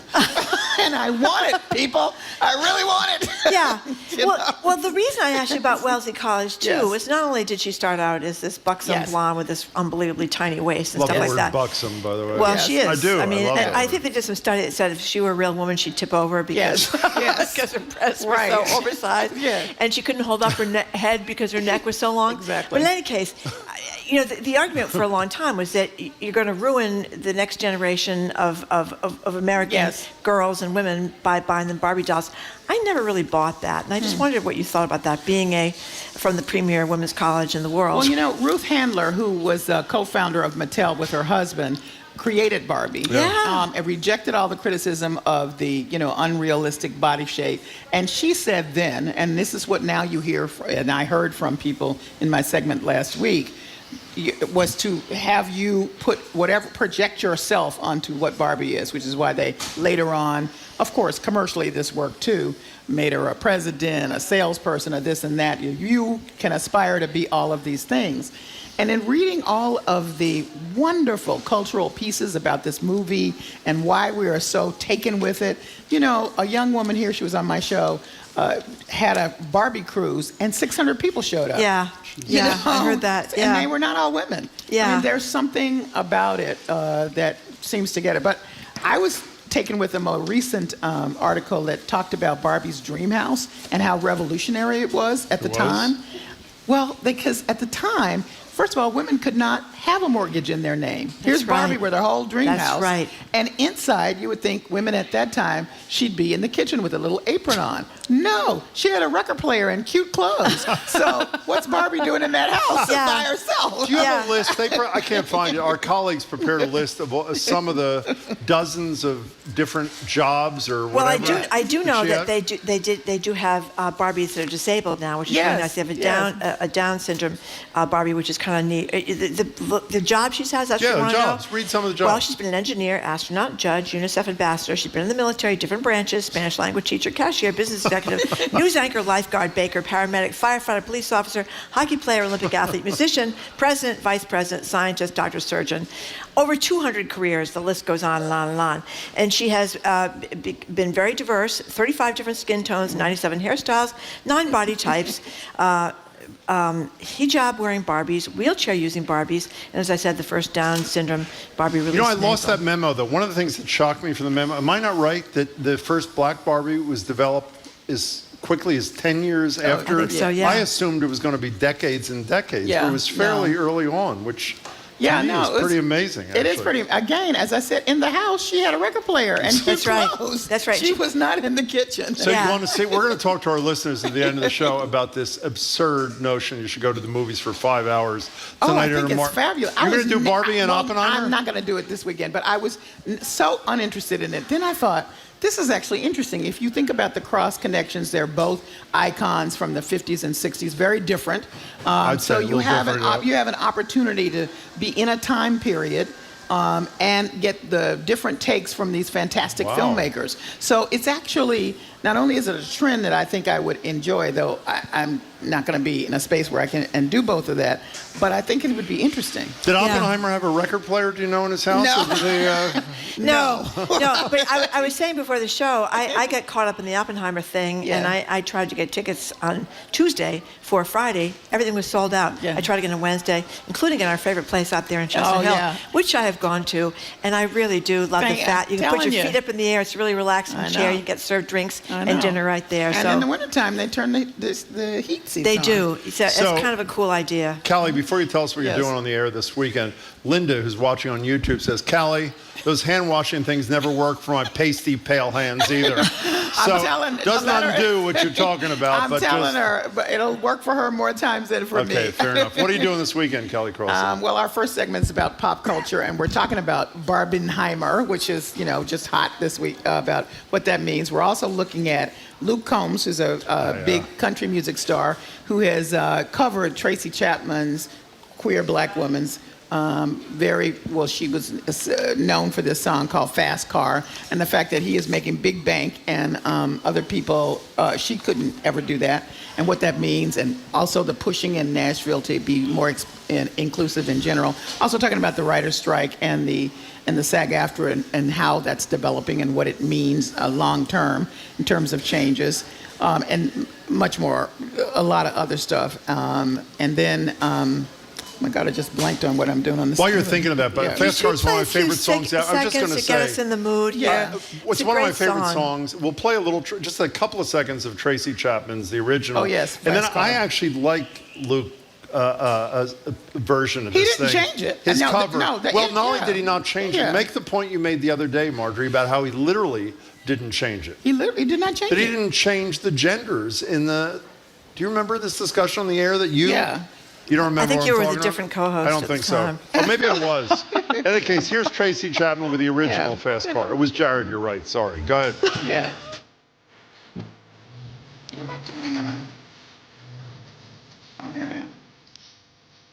By the way, a local woman and also went to Tufts and was busking around, whatever. Here's Luke Combs' version of her great song. Oh,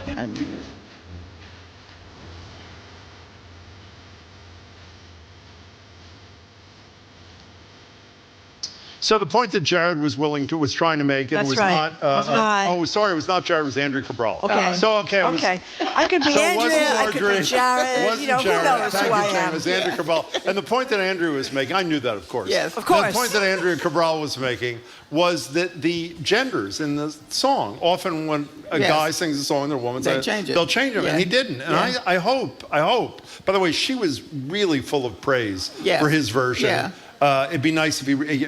Andrea made the point. It'd be great if at he the would Grammys acknowledge. or whatever it is, if He they would did it acknowledge. together, Yes. Oh, rather that'd be than, great. which Yeah. would be great. Yeah. But her point was maybe it's even a greater tribute to her because he sang the song Right. exactly as it was. Could be. And All maybe right. it is. I hope that's the case. I remember what my second was thing it? is. How could I forget? I'm is it? doing the AXO program at the NAACP. Oh. It's a signature event.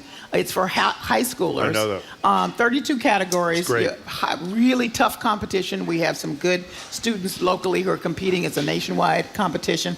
And when I was interviewing Tanisha Sullivan, who's president of the NAACP branch, who knew she had at one time been an AXO competitor?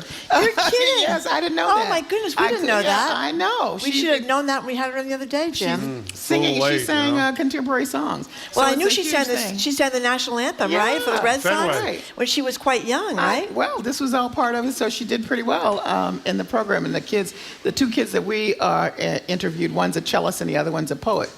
Neat. That's great. Right. So it's a wonderful program. It's one of my favorites, actually. So and it's free and open to the public. So if people want to see do know. the competition, they can. do know. Yeah, well, Yeah. a lot of this, everything practically is free and open to the public, right? Well, not everything's Well, you open know, to the public. sometimes you might not Sometimes think you have that to would register. Be. Yeah, you but- might not think that would be, but Yeah, it is.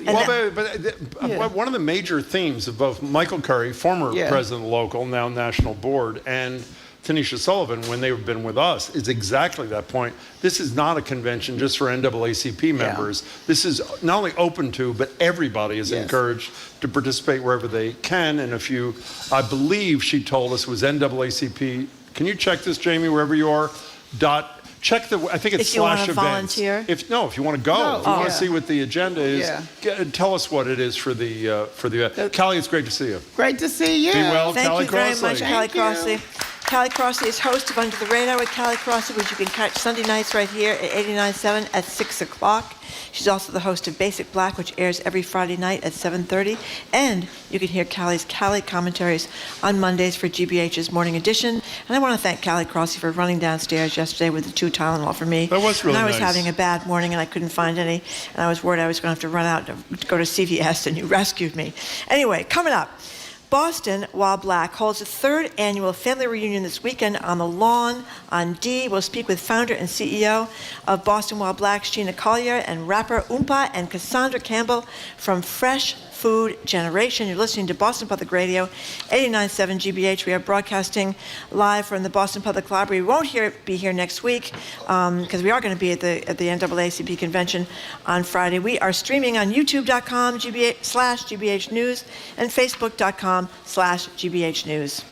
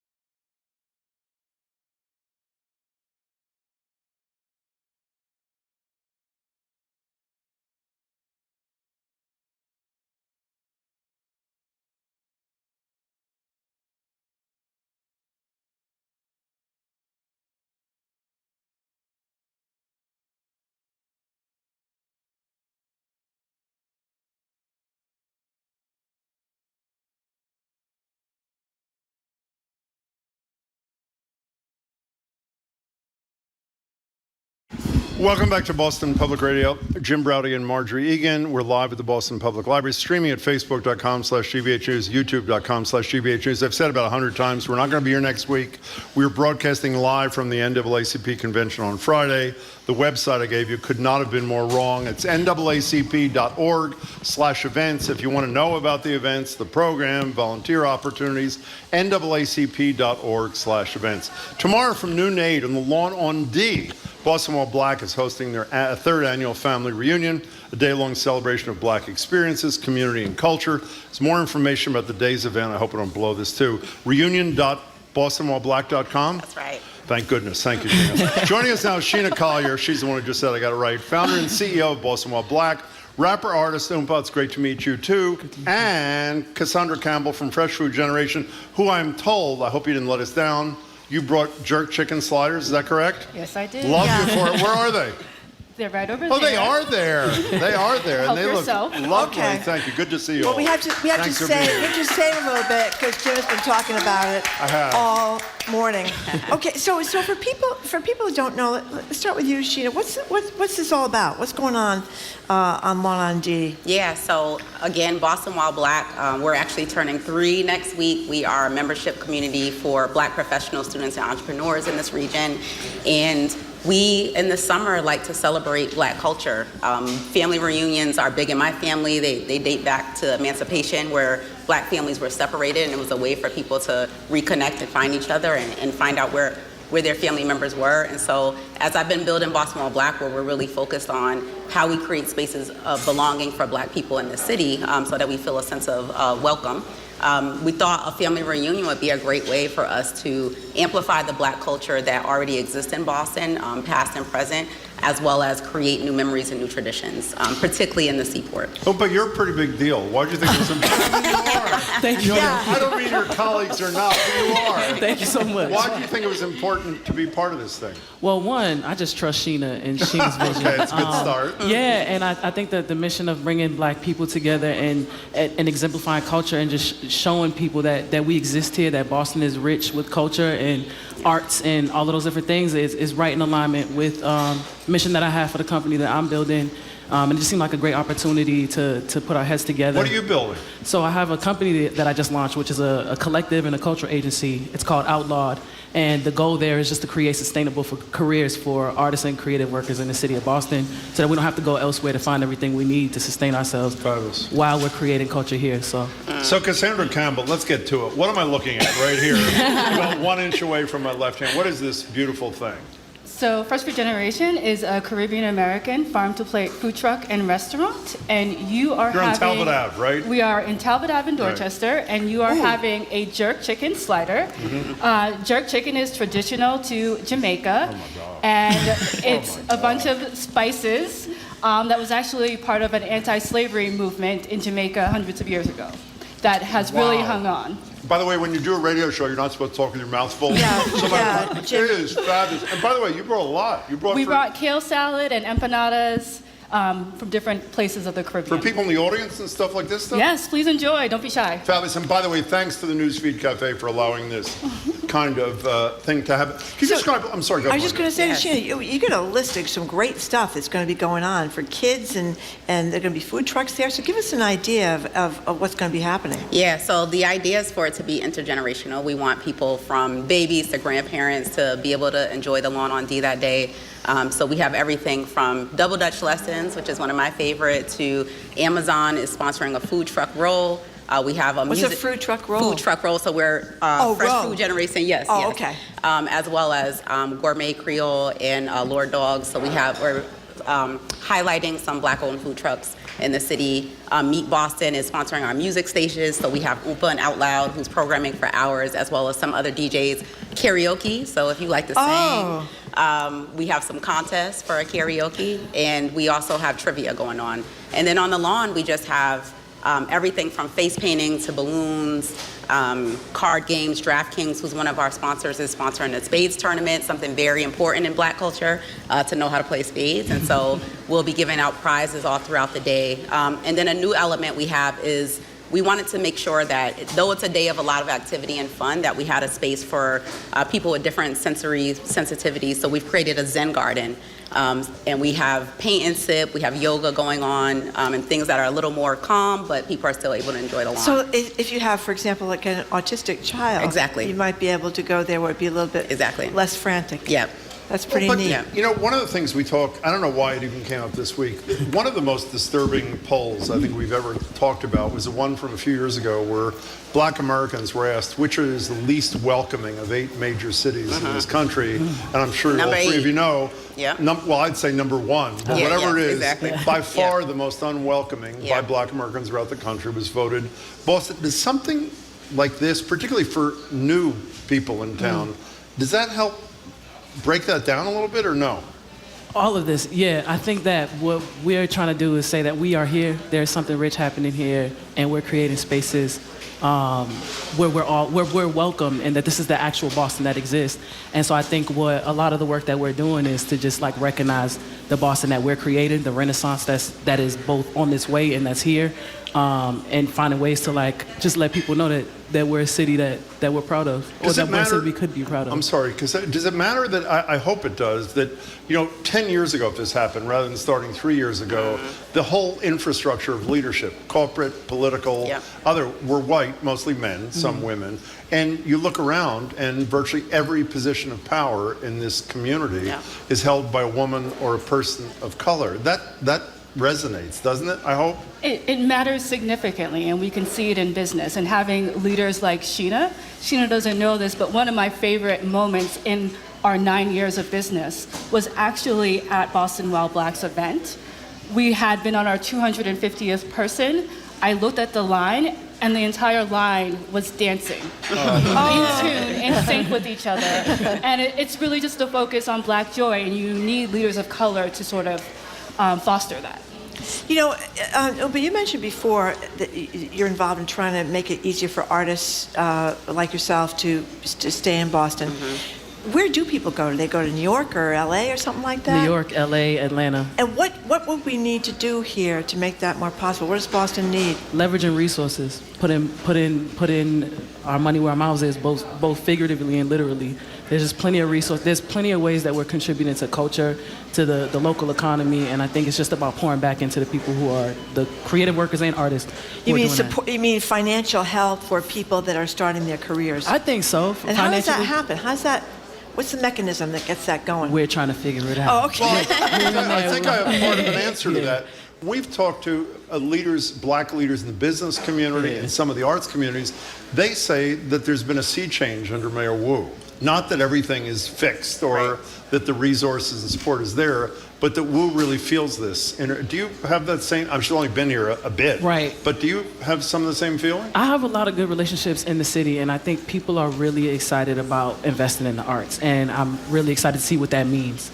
Like what that truly means and what that looks like in action. Are you avoiding answering the Wu question or not? That was the answer, which is I don't know until I see it. So right now, all of like what I'm seeing in practice makes me believe that there's something that's about to happen that's really special and important for artists and creative workers, and I'm looking forward to it. So can we play a little of you doing Think Too Much? Oh, goodness. Well, we have it here. Are you looking at me? Let's do the performance. Let's do it. No. Let's play. We're going to play a little bit of Think Too Much. Oompa's with us. Here it is. You make the math complicated when you're gonna solve her. 1 + 1 ain't 3. I think too much. That's not fair. I don't care. I've seen too much. You're giving me a reason. I'm starting to believe. That's why I said you're a pretty big deal. You are huge. And I'm like, wait, is Oompa a singer? Yeah. You are I do a really little something. Yeah. So I want to ask you, Cassandra, about how you get into the restaurant business. How this happened for you? Yeah, it started with wanting to see access to healthier, quality food in low-income neighborhoods, in neighborhoods where people look like me that was culturally relevant. And it's become so much more.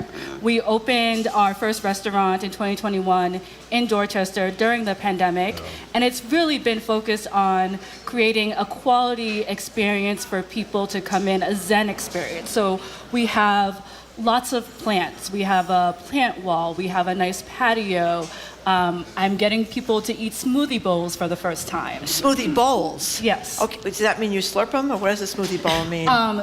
So we have one that's bright pink. It's pitaya, and we call it soca and steel bands, which is part of a Trinidadian tradition. And so, you know, you put some coconut flakes, some berries, and it's healthy.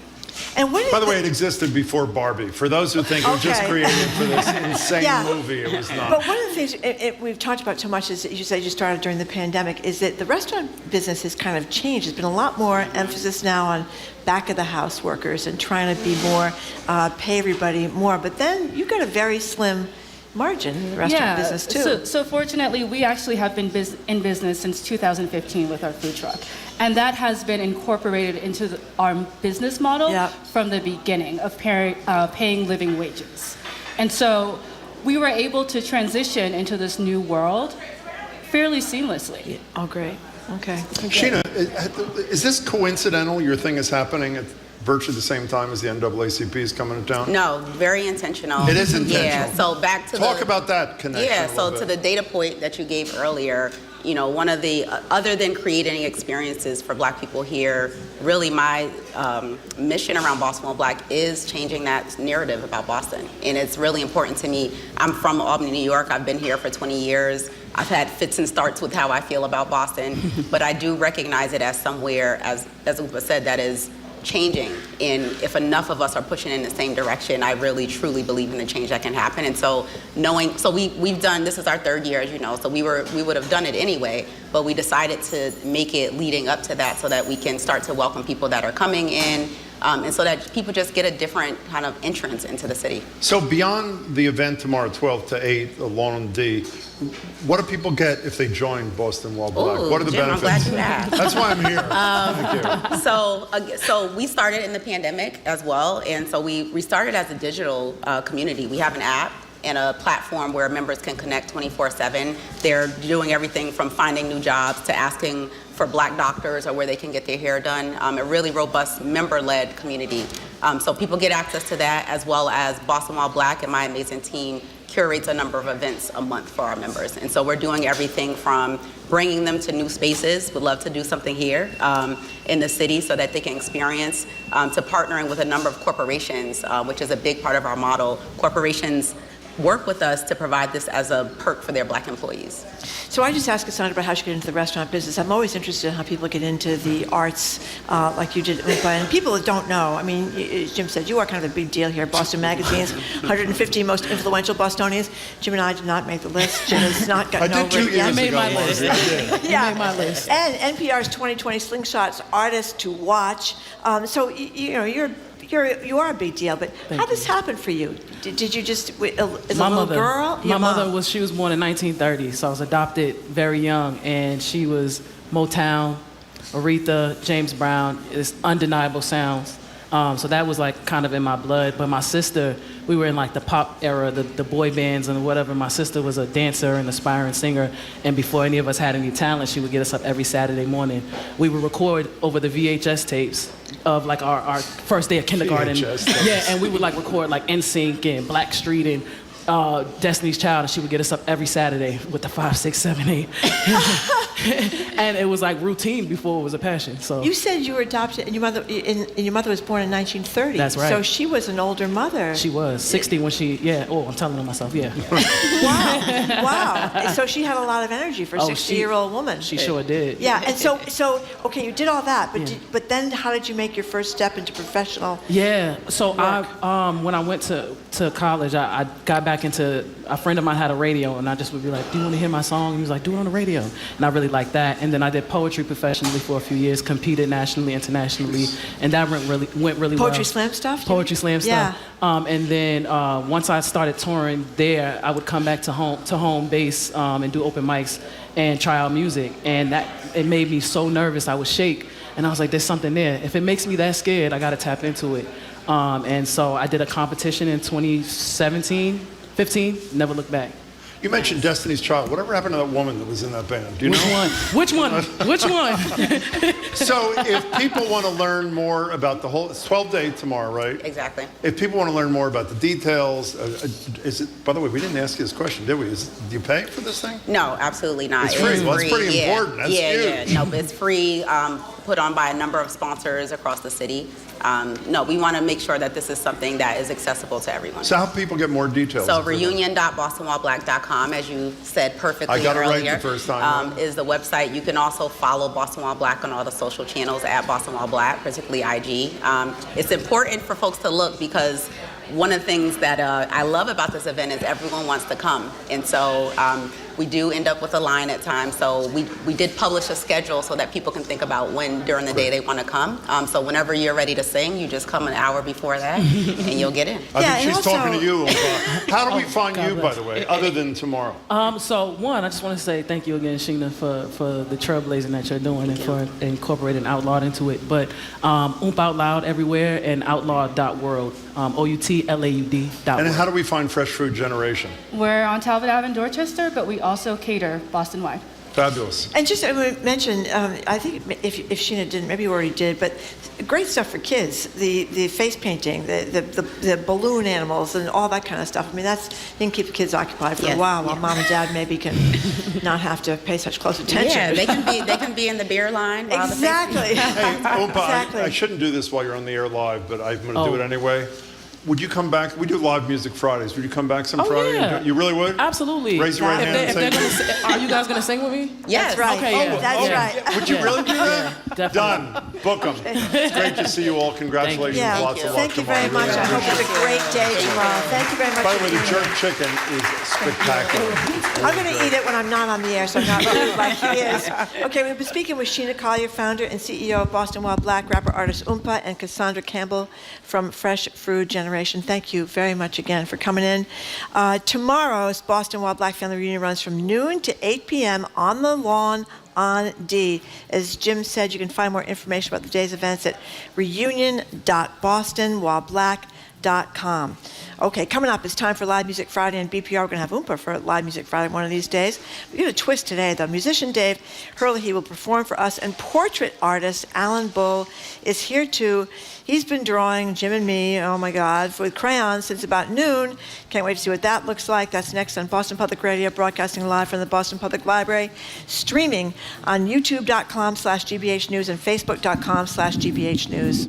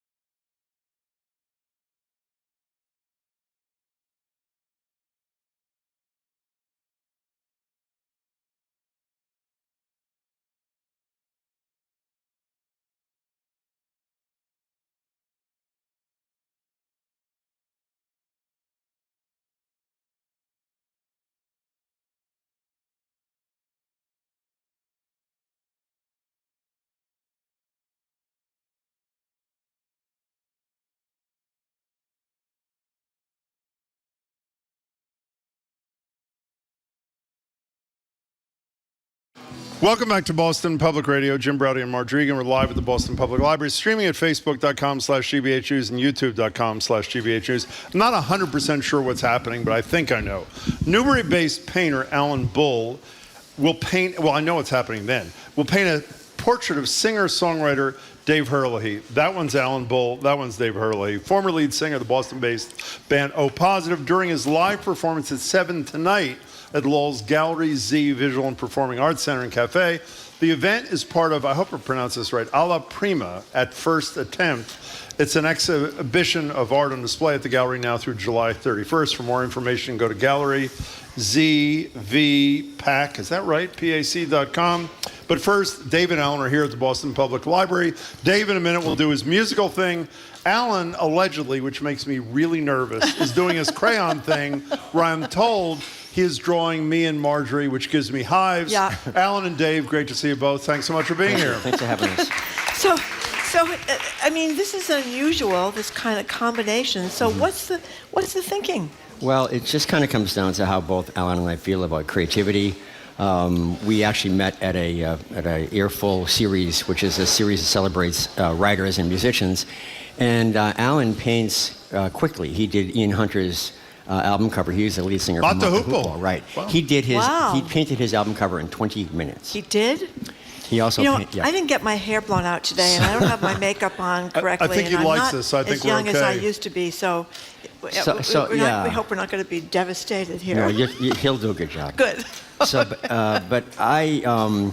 So during COVID, I was sort of stuck at home like everybody else, and I had my previous existence. I'm a professor at Northeastern, and I kind of ride back and forth and teach classes. And You're a law professor at Northeastern. Yes, I am. Yes. It's odd, but go ahead. Thank you. Yes, okay. No, I mean, it is sort of an odd combo, great but law go ahead school. there. And such a great campus. I mean, Northeastern But is continue. I gorgeous interrupted now. you, Dave. Go ahead. It's okay. So during the pandemic, all of a sudden I was stuck at home, and I was just there all the time, and I sort of likened my life to being in a canoe on the rapids, and all of a sudden all the water around my boat was just stopped. Yeah. And I could see all these songfish swimming in the water. And I had time to write them. And so I wrote about 40 songs during the pandemic. And in the process of doing that, I just sort of realized that I prefer to do it quickly, get it down and get it done. And when I talked to Alan, he had that same sort of impression. And so I actually met my producer, Beth Burnett, and we agreed to get together. I would send her MP3s of my recordings. And she said, I love this. We should record this when we can. And so she said, what do you want to do? I said, well, I want it to be like high-tech kindergarten. I want to just get together in the studio, have some fun, and like it. And we produced about 15 recordings, and we picked 5 for this first EP. But this is the idea of creativity without corrections. And Okay, Yeah. This is a very difficult concept to get to, right? Because I think a lot of people are afraid. You're talking about what do we do every day? Well, Creativity without corrections. Yeah, but it's gone. It's gone when the it day's is gone. over. That's true. You create something that you hope is going to last, or you write something, or draw something that's going to last. You get over I have to make this perfect thing. yeah, perfect is a false god in my mind. I think I would much rather have it be authentic than perfect. People sometimes polish something so much that it loses its shimmer, And I can sing, and I sing quickly in the studio. If I know what I'm going to sing, I do it. A lot of the recordings on my new record are first take vocals. That's pretty incredible. And just do it. Just do it. Kaya, you don't have a mic. How long is it going to take you to finish this thing? Okay, a few more minutes. So here's what we should do, because I'm dying to talk to both of you together, because I want to understand this link that you just told Marjorie about, this creativity without correction thing. You're going to sing something first. Yes. What are you singing? I'm going to sing one of the songs I wrote during the pandemic. It's called If I Only Had One Train. And you're going to sing it in like 20 seconds? Or what are you going to sing? It's going to take about 3 minutes. About 3 minutes. Yeah. Okay, well, Dave Herlihy, do you want to mosey on over? Sure. You're doing it over here, right? Okay, Dave is going to sing. Alan is still painting. Have you looked over Alan's shoulder to see is this any good, this thing? By the way, he switched from crayon I should put this up so to people can canvas see. Look and at this. paint. Look at That's this. the Matahupo thing. That's right. Ian Hunter right there. Pretty impressive. Pretty impressive. And so just to be clear here, this is one of the reasons you'd either be at the library or watching on Facebook.com/GBHnews, YouTube.com/GBHnews. After Dave sings If I Only Had One Train, they're both going to join us. Alan with his painting of the two of us, which makes us both very nervous, and Dave's going to return and we'll find out what the link is. But in the interim, here he is, Dave Herlihy.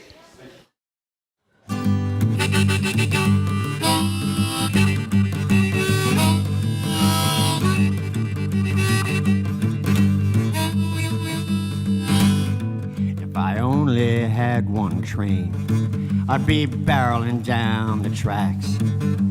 Wind in my hair, I'm getting there. I'd never look back. If I only had one train. But I'm covering different terrain, taking in all of the scenery, riding on a multi-track. Shoveling coal, I'm gonna make it last. If I only had one train. If I only had one train. Take a breath and take your time. Destinations you decide. You punch your ticket, you already arrived. I'm a painter, I'm a lover, I'm a builder, I'm a mother. I'm on my way.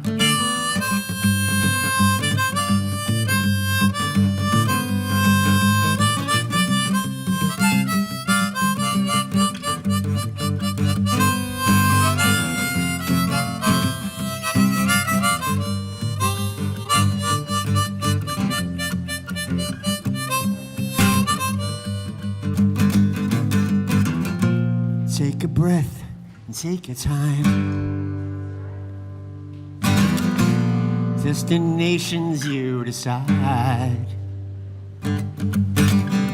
You punch your ticket, you already arrived. I'm a painter, I'm a lover, I'm a builder, I'm your brother. I'm on my way. Riding on a bullet train. I'm getting there first, believe you me. I'm building up a head of steam. I won't get everywhere that I can be if I only I had one train. If I only I had one train. If I only I had one train. I had one train. I had one train. I had one. Dave Herlihy. Why can't I say Herlihy? Dave Herlihy, if I only had one train. Now, Alan, are you done enough to join us for this thing, or what's happening here? He said, yeah. So Alan has been painting well, he actually doesn't look furiously, calmly. No, very calmly. But he does these things quickly. He's about to join us. He's about to join us. With a portrait of sorts, That's I right. guess, But before, of the two of us. You're a law professor now, but you practiced law for a while. I'm just curious what a guy with writing all these songs on the side had. Yeah, actually, I passed the bar exam in 1983, and I worked for a white-collar crime firm for a short period, and I hated it. And so I quit the practice of law and joined O Positive. And for like 12 years, I never thought I'd be a lawyer. I sort of forsook, is it past tense? I forsook. Oh my goodness. Look at that, huh? Look at that. Can you hold it up straight in front of you so people can see it? Well, it really is and I don't mean like I'm shocked, but it's really terrific, actually. 20 minutes. Yeah, 20 minutes. Snapshot of the scene. But it's great. It's like a total impressionist kind of thing. Pull your mic down closer to your mouth, yeah. There we go. Okay. Yeah, it's like an impressionist kind of thing. And by the way, it's I like three that. women from Boylston While Black and the two of us. And it's great. It's really, really, really something. Oh my goodness. Thank you. We could have to take a picture for the ladies that were here before. What do you think, Goompa? Pretty good?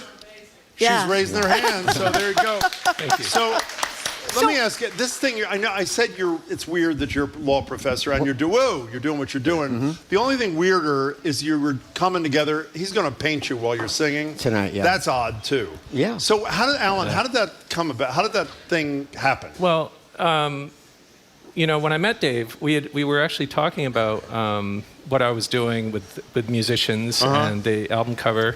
And, I used to be a portrait artist in art school.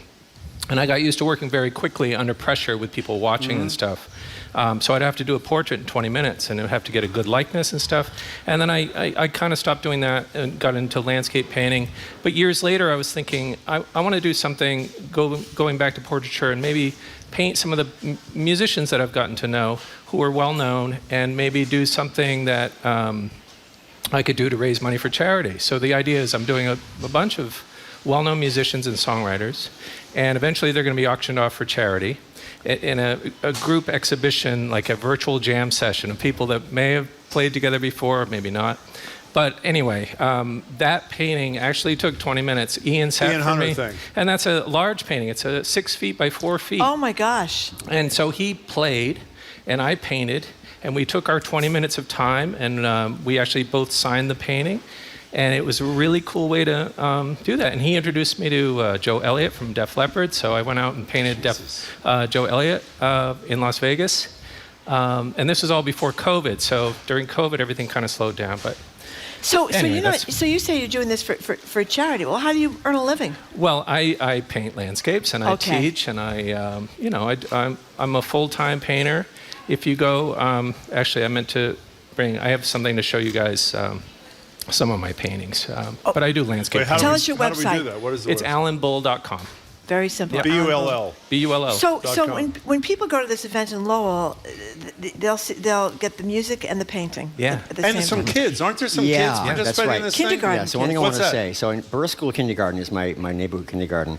And when I finished the record, I wanted kindergarten art. So I visited the kids. The teacher said yes, and we had 60 kids sitting down in front of me, and we wrote a song together. And we talked about music, and they all love music. And I said, would you guys be willing to provide me with artwork for my postcards from kindergarten? And they had all kinds of questions. Like one kid said, do we have to? I was like, no, you don't have to. But a lot of other kids said, can I use crayons? Can I use markers? I said, yep, whatever you want. One kid said, can I make gibberish? I said, yep, you can make gibberish. So the artwork on the CD is all kindergarten art. Well, that's a riot. And the artwork that I got from the kids it's on display now along with Alan's art. And Alan actually painted some refrigerators at the gallery. So we're posting the kindergarten art on the refrigerators in the gallery. And then I did some crayon art to add my own, going back to my first kindergarten medium. So I have my crayon drawings, and there's other crayon drawings, and it's a really cool collective thing, all about just the joy of making some... Now, I want to say this right, because, again, I don't want to sound surprised. I'm at alanbull.com. You are really talented. I mean, you are... I mean, I just didn't know of your work before, but check it out, alanbull.com. It's really true. So are you giving us... Wait, are you giving us this thing? Yeah. Can we auction it off for some good cause in the next few weeks? Yeah. You're a sweet guy to do that. Thank you very much. Very kind. So, Alan, I want to know how old you were before you or your parents realized that you had some talent at this. Kindergarten. Is it very young? I knew by age 7 that I wanted to do art. Wow. I knew that's what I wanted to be. It was either going to be a truck driver or an artist, and I realized, later on, I started painting trucks, and I was like, oh, it's cool. I can still do my truck thing, but I'm doing it as paintings. You're of a certain age, I think. Do you remember? In fact, there's a great truck. This red-orange truck thing is beautiful on your site.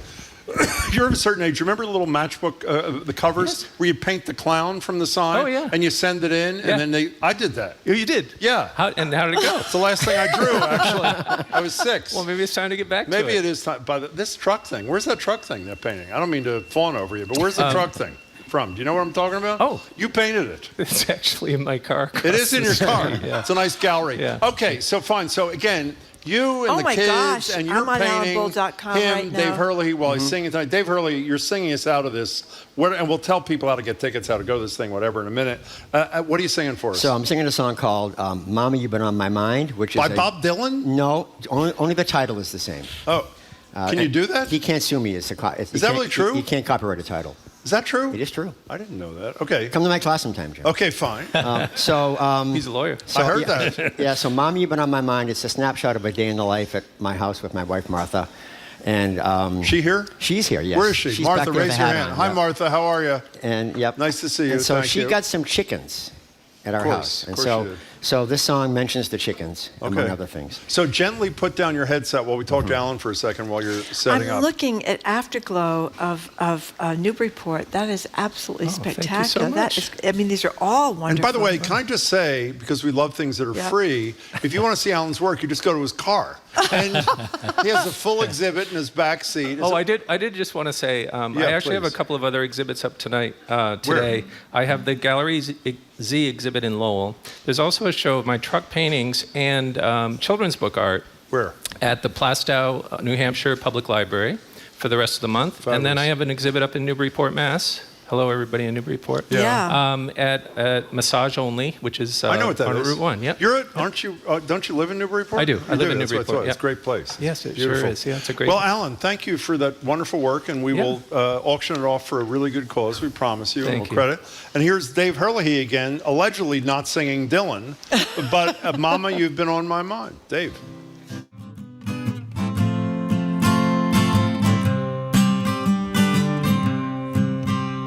Mama, you've been on my mind. Mama, you've been on my mind. Try as I might, I can't put up a fight. Mama, you've been on my mind. She got some chickens. I eat the eggs. I talk about politics. She says, yes, she rides in the east. I said in the west, as night and day. That's the best. Mama, you've been on my mind. Mama, you've been on my mind. Try as I might, I can't put up a fight. Mama, you've been on my mind. She takes her time, and I rush out the door. I'm going somewhere. She's right at home. It's just an opinion. It's a matter of fact. She loves me. I love her back. Mama, you've been in my bed. Mama, you've been in my head. Try as I might, I can't put up a fight. Mama, you've been in my head.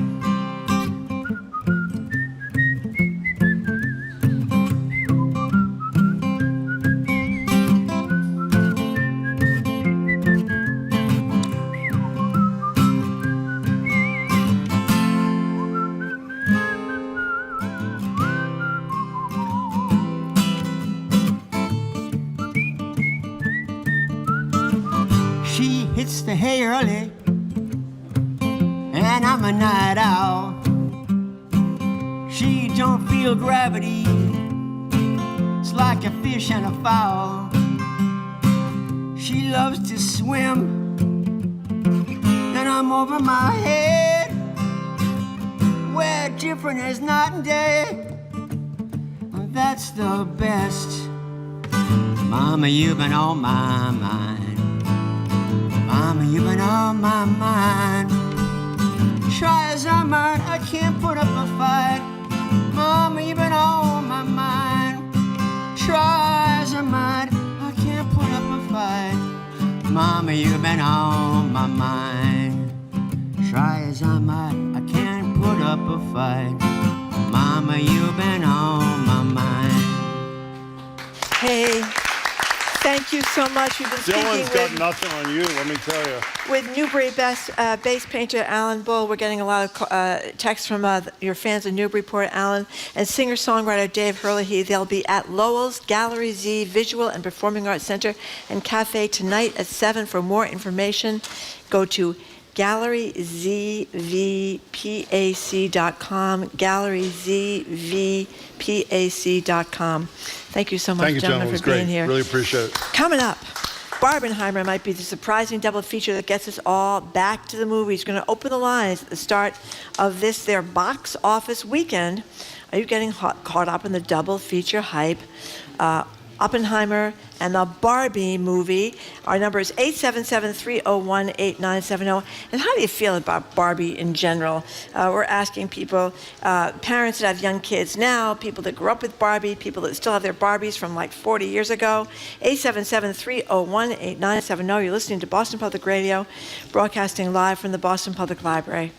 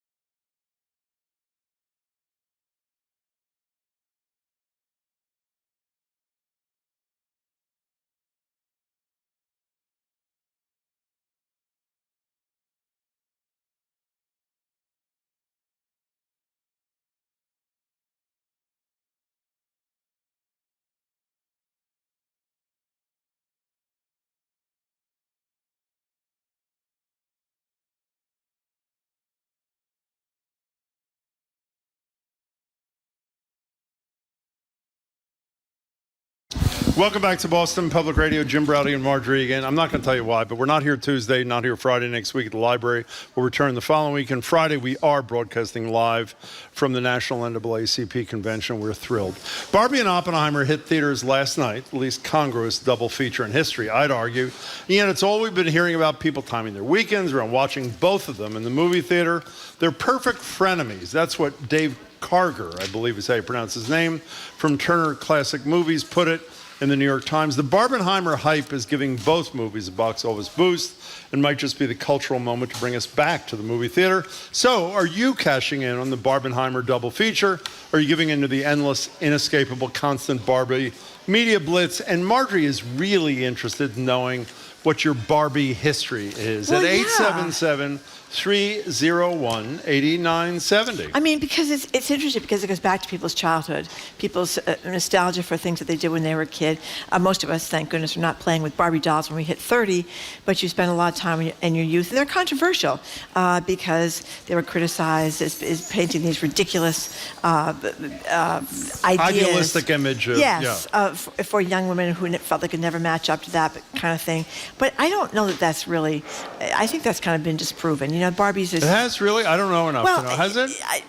Listen, I played with Barbie dolls. I don't think I turned out. Well, the fact that one person didn't. Well, I think it's everybody. I mean, I don't know that there's people that think their life has been totally ruined by the image of the unrealistic, idealistic. Let me tell you, I've image seen of pictures. Barbie You look great now, but I saw pictures of you when you were young. We don't want to go into There was a Barbie-esque kind of thing going there. Okay, there was not a Barbie-esque thing going on there. He's lying as usual. There was a Barbie-esque thing. But anyway, then you have. She was dating Ken. Okay. He was the captain of the football team in high school. That's right. That's right. She's very embarrassed. All this is true. Okay. Go ahead, Marjorie. Okay, so on the other Jim. hand, you have the Oppenheimer, which is not a cheerful film, and it's gotten, now Odie Henderson of the Globe didn't like it that much. He loved Barbie. He loved Barbie, but the New York Times loved Oppenheimer, and I've heard great things about Oppenheimer. So it's the guy that built the atomic bomb for the three people who don't know. And it goes through his life and building the bomb and his personal life. It went on after the bomb, and he had kind of a tough time after the bomb. So anyway, people are trying to do both. I tried to do both, but I was shut down because I couldn't get into Oppenheimer anywhere tonight. She couldn't get online either. And by the way, if anybody actually has seen either of these movies, I assume the numbers of that are few, tell our call screen. Who's answering the phones? Hannah? Whoever's answering the phone. Hannah says she loved Barbie. Tell Nicole. She loved Barbie. Hannah saw it? No, I don't know. You did? And what'd you think of it? Hannah says excellent. Excellent. Okay. And Hannah's a pretty serious player, and, I should say. Margot Robbie is... No, wait a second. Aiden is not here? He took the day off to see... No. Oh, I thought that was a serious thing. Sorry. He went to Barbie last night. Okay. 877-301-8970. The show's getting a little out of control. It's out of control. Let's go to Whitney in Somerville. You're first on Barbenheimer here on Boston Public. Every show in America is doing this. Let's see what we can do. Hi. Hi, Jim. Hi, Marjorie. So I didn't realize it was have you seen the movie. I thought you were saying call and... Whatever. We don't care if you saw it or not. Just tell us what you think. Yeah. So, you know, I was born in the 60s. I had the Barbie. My Barbie had no hair because my sister would cut it off. That's pretty good, actually. When I grew up as an adult, I realized Barbie was a bad thing, and I never would have thought it would come this far.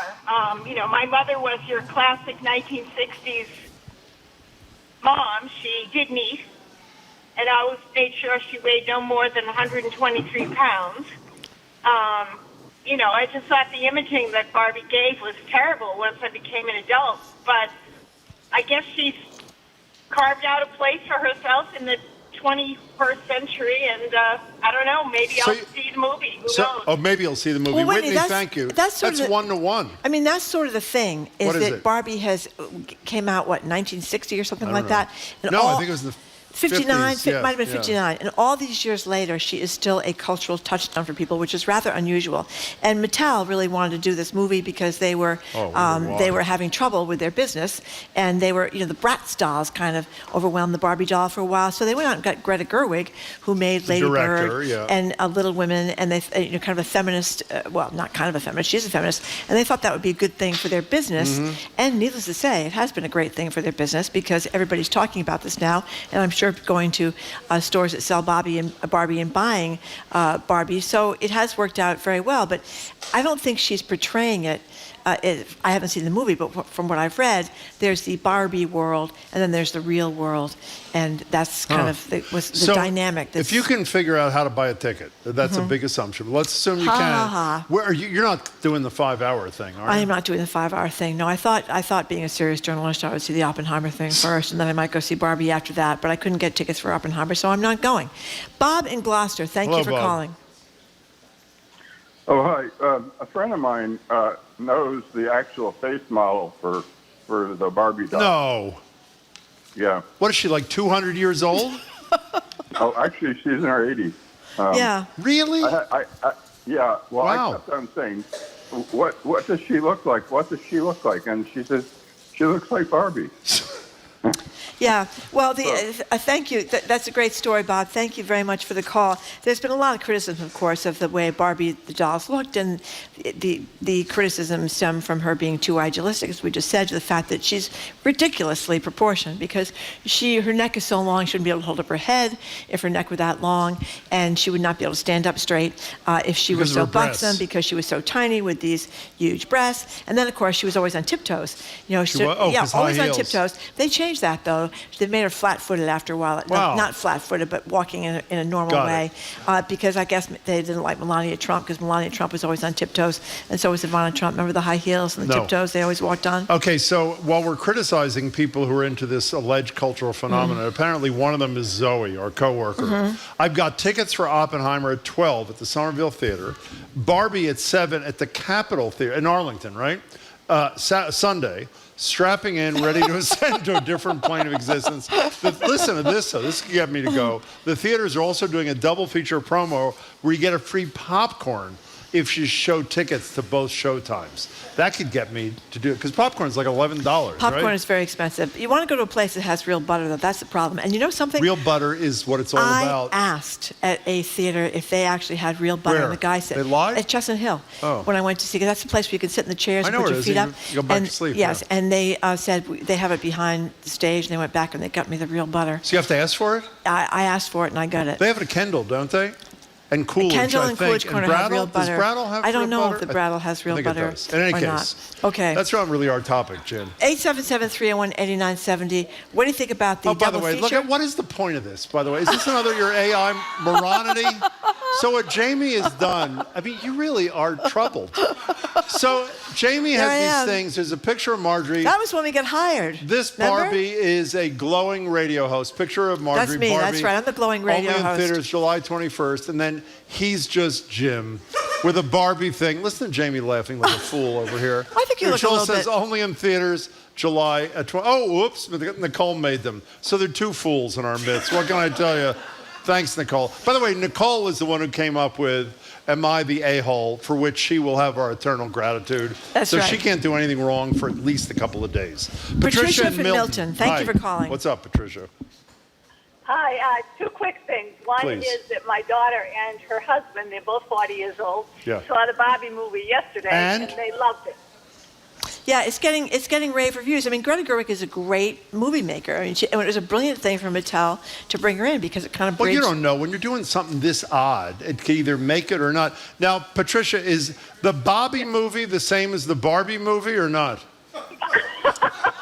Thank you. Oh, you noticed, huh, Jim? I'm glad you took it in a nice way. Patricia, you're great. Thank you I hear very it much. every day. Thank you. I'm But the sure other you thing do. is, I will tell you, my daughter, I never ever bought her a Barbie doll, and she got them as gifts, and she caught me one day throwing them in the trash, so I had to replace them.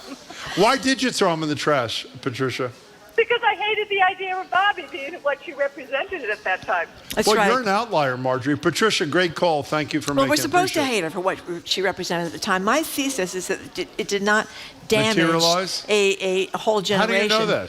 Because you read about it. Because you're not damaged? No, Is that because you read stories about how this has not turned out to be a disaster for the women You of ever America. gone to the website Damaged R Us? Have you ever gone to that website? It's a large picture of Listen Barbie to and this. Ken. This is from a Davis scholar at Wellesley College. Wow. In her class, the professor asked our opinions on Barbie. One of the students said she had a Sweet 16 party where guests dressed as Barbie and Ken. The professor asked, what did she think about it now, looking back? And the student replied, well, it was only last year. That's That's pretty good. Frank. So there she was at Wellesley College, and not appalled. Frank on Storrow Drive. Thanks, Frank. Welcome, Frank. Hi, my name's Frank, and I was born in 1955. My sister Carol was born in 1954. So she's probably a little older. She was given a Barbie doll and Shirley Temple doll, and she would not let me play with them. So what'd you do? When she wasn't looking, I gave Barbie a Bozo the Clown cut. I think that was the right move. I also did the same thing to Shirley Temple. Wow. And I also wore. What's that? I also wore Chartreuse bikini ball bag in Pensacola, Florida. Okay. All right. Well, that sort of covers it, Frank. Thank you very much for the call. That was an excellent call. By the way, is this you again, Zoe? Zoe, is this you at this point? Okay. Zoe is obviously a little into this. I've seen reports of people dressing up for this is disgusting. Dressing up for the premieres and saying, hi, Barbie to each other as Barbie in the theater. And then Zoe says in a rather pathetic fashion, just seems like a fun cultural moment. Let people have fun. I'm not doing John Parker is saying he's wearing a Ken wig. Yeah. That's pretty funny. Nicole is dressing up on Sunday. She's dressing up on Sunday. Don't be mean to people. Did you just miss the whole Taylor Swift thing? We had endless stories about mothers and daughters dressing up Do you know who like Zorro Taylor is? Swift. I do know Zorro. You had a Zorro My mother outfit. made me a Zorro outfit with a mask. Yep. And every time Zorro would come on television, You get dressed I was up. little. No, Jamie, this is dangerous to tell Jamie. I dressed up as Zorro. I had a plastic sword, and I'd be in the living room by myself dressed up as Zorro. Yeah. Absolutely. With a cape and everything. Well, that's what you're supposed to do. Unfortunately, I couldn't when button you're- the pants because they were a little tight. Okay. When And you're a little Zorro's pants kid- were generally buttoned, and so that was a problem. Yeah, that's what you do. You What do you dress up do? in little costumes when you're a little kid. That's You what's so do? fun about Barbie, because you buy the Barbie, then you buy the Barbie clothes, and you buy For the doll, her not little for friend you. Skipper. That's right, but you change Who's Skipper? Skipper's her little friend. Skipper's Barbie's friend. You What does didn't that know- mean? Well, she had a friend. I thought Ken was your friend. Ken is her boyfriend, but as Who's we know, Skipper? after 60 years, she still refused to commit. But it's an old joke. I stole but that thank you very line from much. Diane White, used to be a columnist at the Boston Okay, Globe. fine. It was a tragedy for Barbie. She keeps waiting to be for the marriage proposal, and it's not So come after was she 60 having a years. side thing with Skipper? No, Skipper was her girlfriend. Oh, it's a it might have been her girl, little so- sister. Well, maybe she was having a She was side thing with shorter. Skipper. She was shorter than Barbie, but they hung Okay. around together, and you could put them in different outfits. Oh, you could. So every birthday or Christmas, How you many get did a you little have of different these Barbie. things? I don't think I had that many Barbies. I had How a lot many of would you outfits, say? so I had a Barbie closet. How many Little Skippers? hangers. Uh-huh. I just had one. I think I had one Skipper, maybe One a couple of Skipper. Barbies. How many Kens? Just one. One Ken. Just one. But the thing is, Yeah, I is really you're don't missing care. it. You had the Barbie Corvette, Yeah. the Barbie Dream House, Oh, my and the God. Barbie clothes. Okay, and as I fine. said before, she's had a lot of professions, so you needed a lot of clothes. Okay. She was a baker, a lifeguard, news anchor, business executive, Okay. cashier, and she always had Ava DuVernay. How do you say her name? not telling you. Anyway, she's the great director. I know who she is. And as we just learned from Callie, little director's chair Yeah. to go. So that was the thing. You got the Barbie. Are you dressing up physician. as Barbie if you ever get I a am ticket? not dressing up as Barbie, but if you buy the little outfits, that's what you get. Barbie doctor has a little medical bag, a little stethoscope. It's a great thing for, Okay, fine. for I'm fine children. with that. I'm totally Kat fine from with it. Franklin, Hi, thank you for Kat. calling.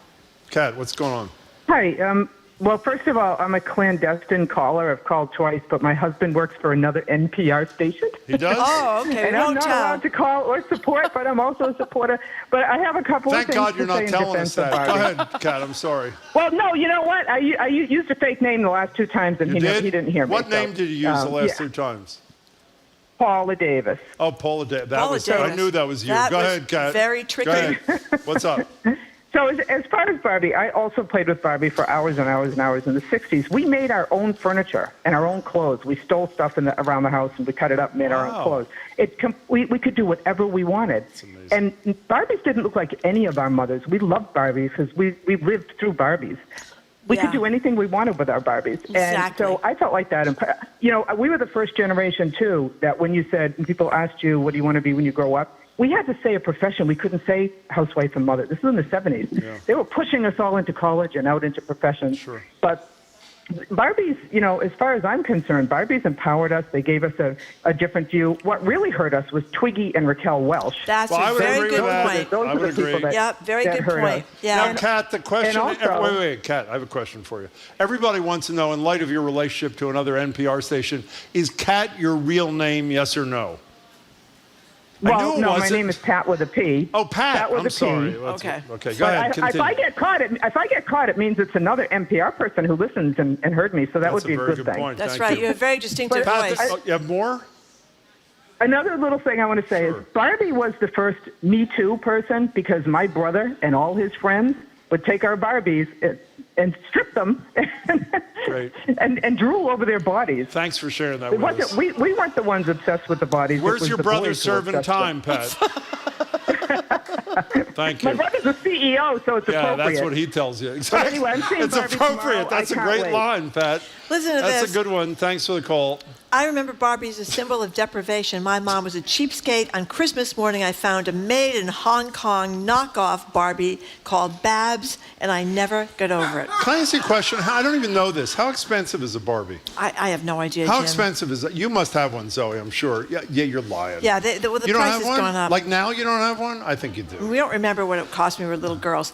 Listen to this one. What is it? Forget Barbie. This movie has ruined my image of Ryan Gosling. I love Ryan Gosling. Yeah, it's a very daring move for him because he kind of looks ridiculous Can from you beginning do to me a end. This favor? movie. Can I do my best imitation of Marjorie Egan? Do you Yeah, mind? no. He is really cute. He is really cute. He is I'm not really sure good if looking. Ken is a good thing for his I'm career. not talking about but Ken, maybe I'm he'll talking get about an Ryan Oscar. Gosling. And Skipper, we want to clarify, was Barbie's little sister, not her Oh, friend. was. So Skipper was Barbie's little sister. That's why she was shorter than Barbie and much less buxom. Time for would you have Which time for- member of the staff are you going to have help you get tickets to the go see? I am not. I'm going to do it myself, Jim. I don't think so. Yes, I can do it myself. Thank Okay. you very much. Wait a Real second. quick- Here it is. We're done. If you type Barbie into Google, your whole screen goes pink. That is not true. Is that really true? Yes. And Oh, at absolutely. $25.99 at Target. I mean, that's not cheap, but it's not insane. I thought it was like $75 or Yeah, something. everybody's into it. Google's into Okay. it. All the theaters I have are really into good it. news. What? I know Show's the show's over. over. Thank Okay. you. We've been discombobulated today, Jim, but we'll try to do We better have. next time. I don't okay. think so. We are done, as Jim just said. We are done. Oops. I have to turn the page. Okay. Okay. Thank you for listening. Thank you for people Whoever that came you down are. to the Boston Public Library. On Monday, we're going to be joined. We have a politics panel, which is going to be really fun. NBC Sports' Trenny Casey is going to be here with us. The Reverends Irene Monroe and Emma G. Price III. Our food policy man, Corby Cummer, and the president of Mass Art, great. Mary Grant. Yeah, Mass Great. Art is a great, It great is great. school. It's great. Our crew is Zoe Matthews, Aidan Conley, Nicole Garcia, Hannah Loss. Our engineer is John the Claw Parker, and our executive producer is Jamie Bologna. Special thanks to the BPL team today, who did a lot of work because we were discombobulated. Sai Patel, Evelyn Brito, and Colin Cockrell. I'm Marjorie Egan. I'm Jim Browdy. Thank you so much for tuning in today. Do you have anything else you'd like to say before we leave? No, I don't have nothing. Okay, we should say that we're not going to be here next week Oh, on I should have Tuesday said that, or yes. Friday because I don't know why we're not here on Tuesday, but on Friday we're going to be at the NAACP convention. Why are we not here on Our Tuesday? staff is upset with us because theoretically the reason we're not here Tuesday, which is probably true, is a lot of staff needs to work at the site at the NAACP Okay. convention All right. to prepare. I find that to be BS Okay. myself. So but they're I don't preparing know. for our arrival on Friday. They're probably going to Barbie during the damn show. That's why we're not coming on Tuesday to Well, the half our theater, staff doesn't or have to to go. They've whatever this already is. seen it. You see what they said on the screen? No. Well, it's gone now. It was Okay, a fine. swear word, so it's good that it's gone now. By the way, and thanks again to the Newsfeed Cafe, because when someone brings food, Yeah, that like was very Cassandra generous. did, that obviously hurts their bottom line for the day. It was really kind to them. Newsfeed Cafe, we're done. Goodbye. I'm Jim Browdy. I'm I said Marjorie that Egan. already. Thanks again for Goodbye. tuning in. Hope you can Bye. tune in on Monday and have a great weekend. Bye. Thank you, everybody. Thank you.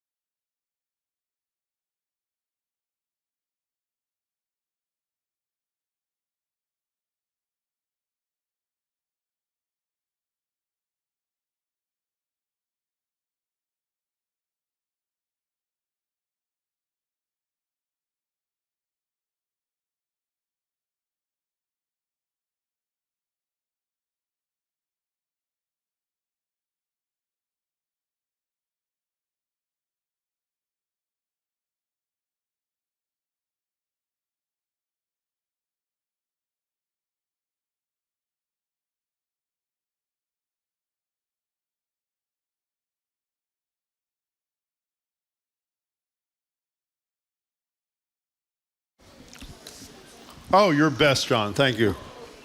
Okay, you ready, Marjorie? Mm-hmm. Just now, John? Today on the show, Boston While Black holds a family reunion this weekend, a big blowout party on the lawn on D. We hear from founder and CEO of Boston While Black, Sheena Collier, rapper Oompa, and Cassandra Campbell from Fresh Food Generation. And then it is Barbie Public Radio. The 1959 doll gets her feature film debut in theaters this weekend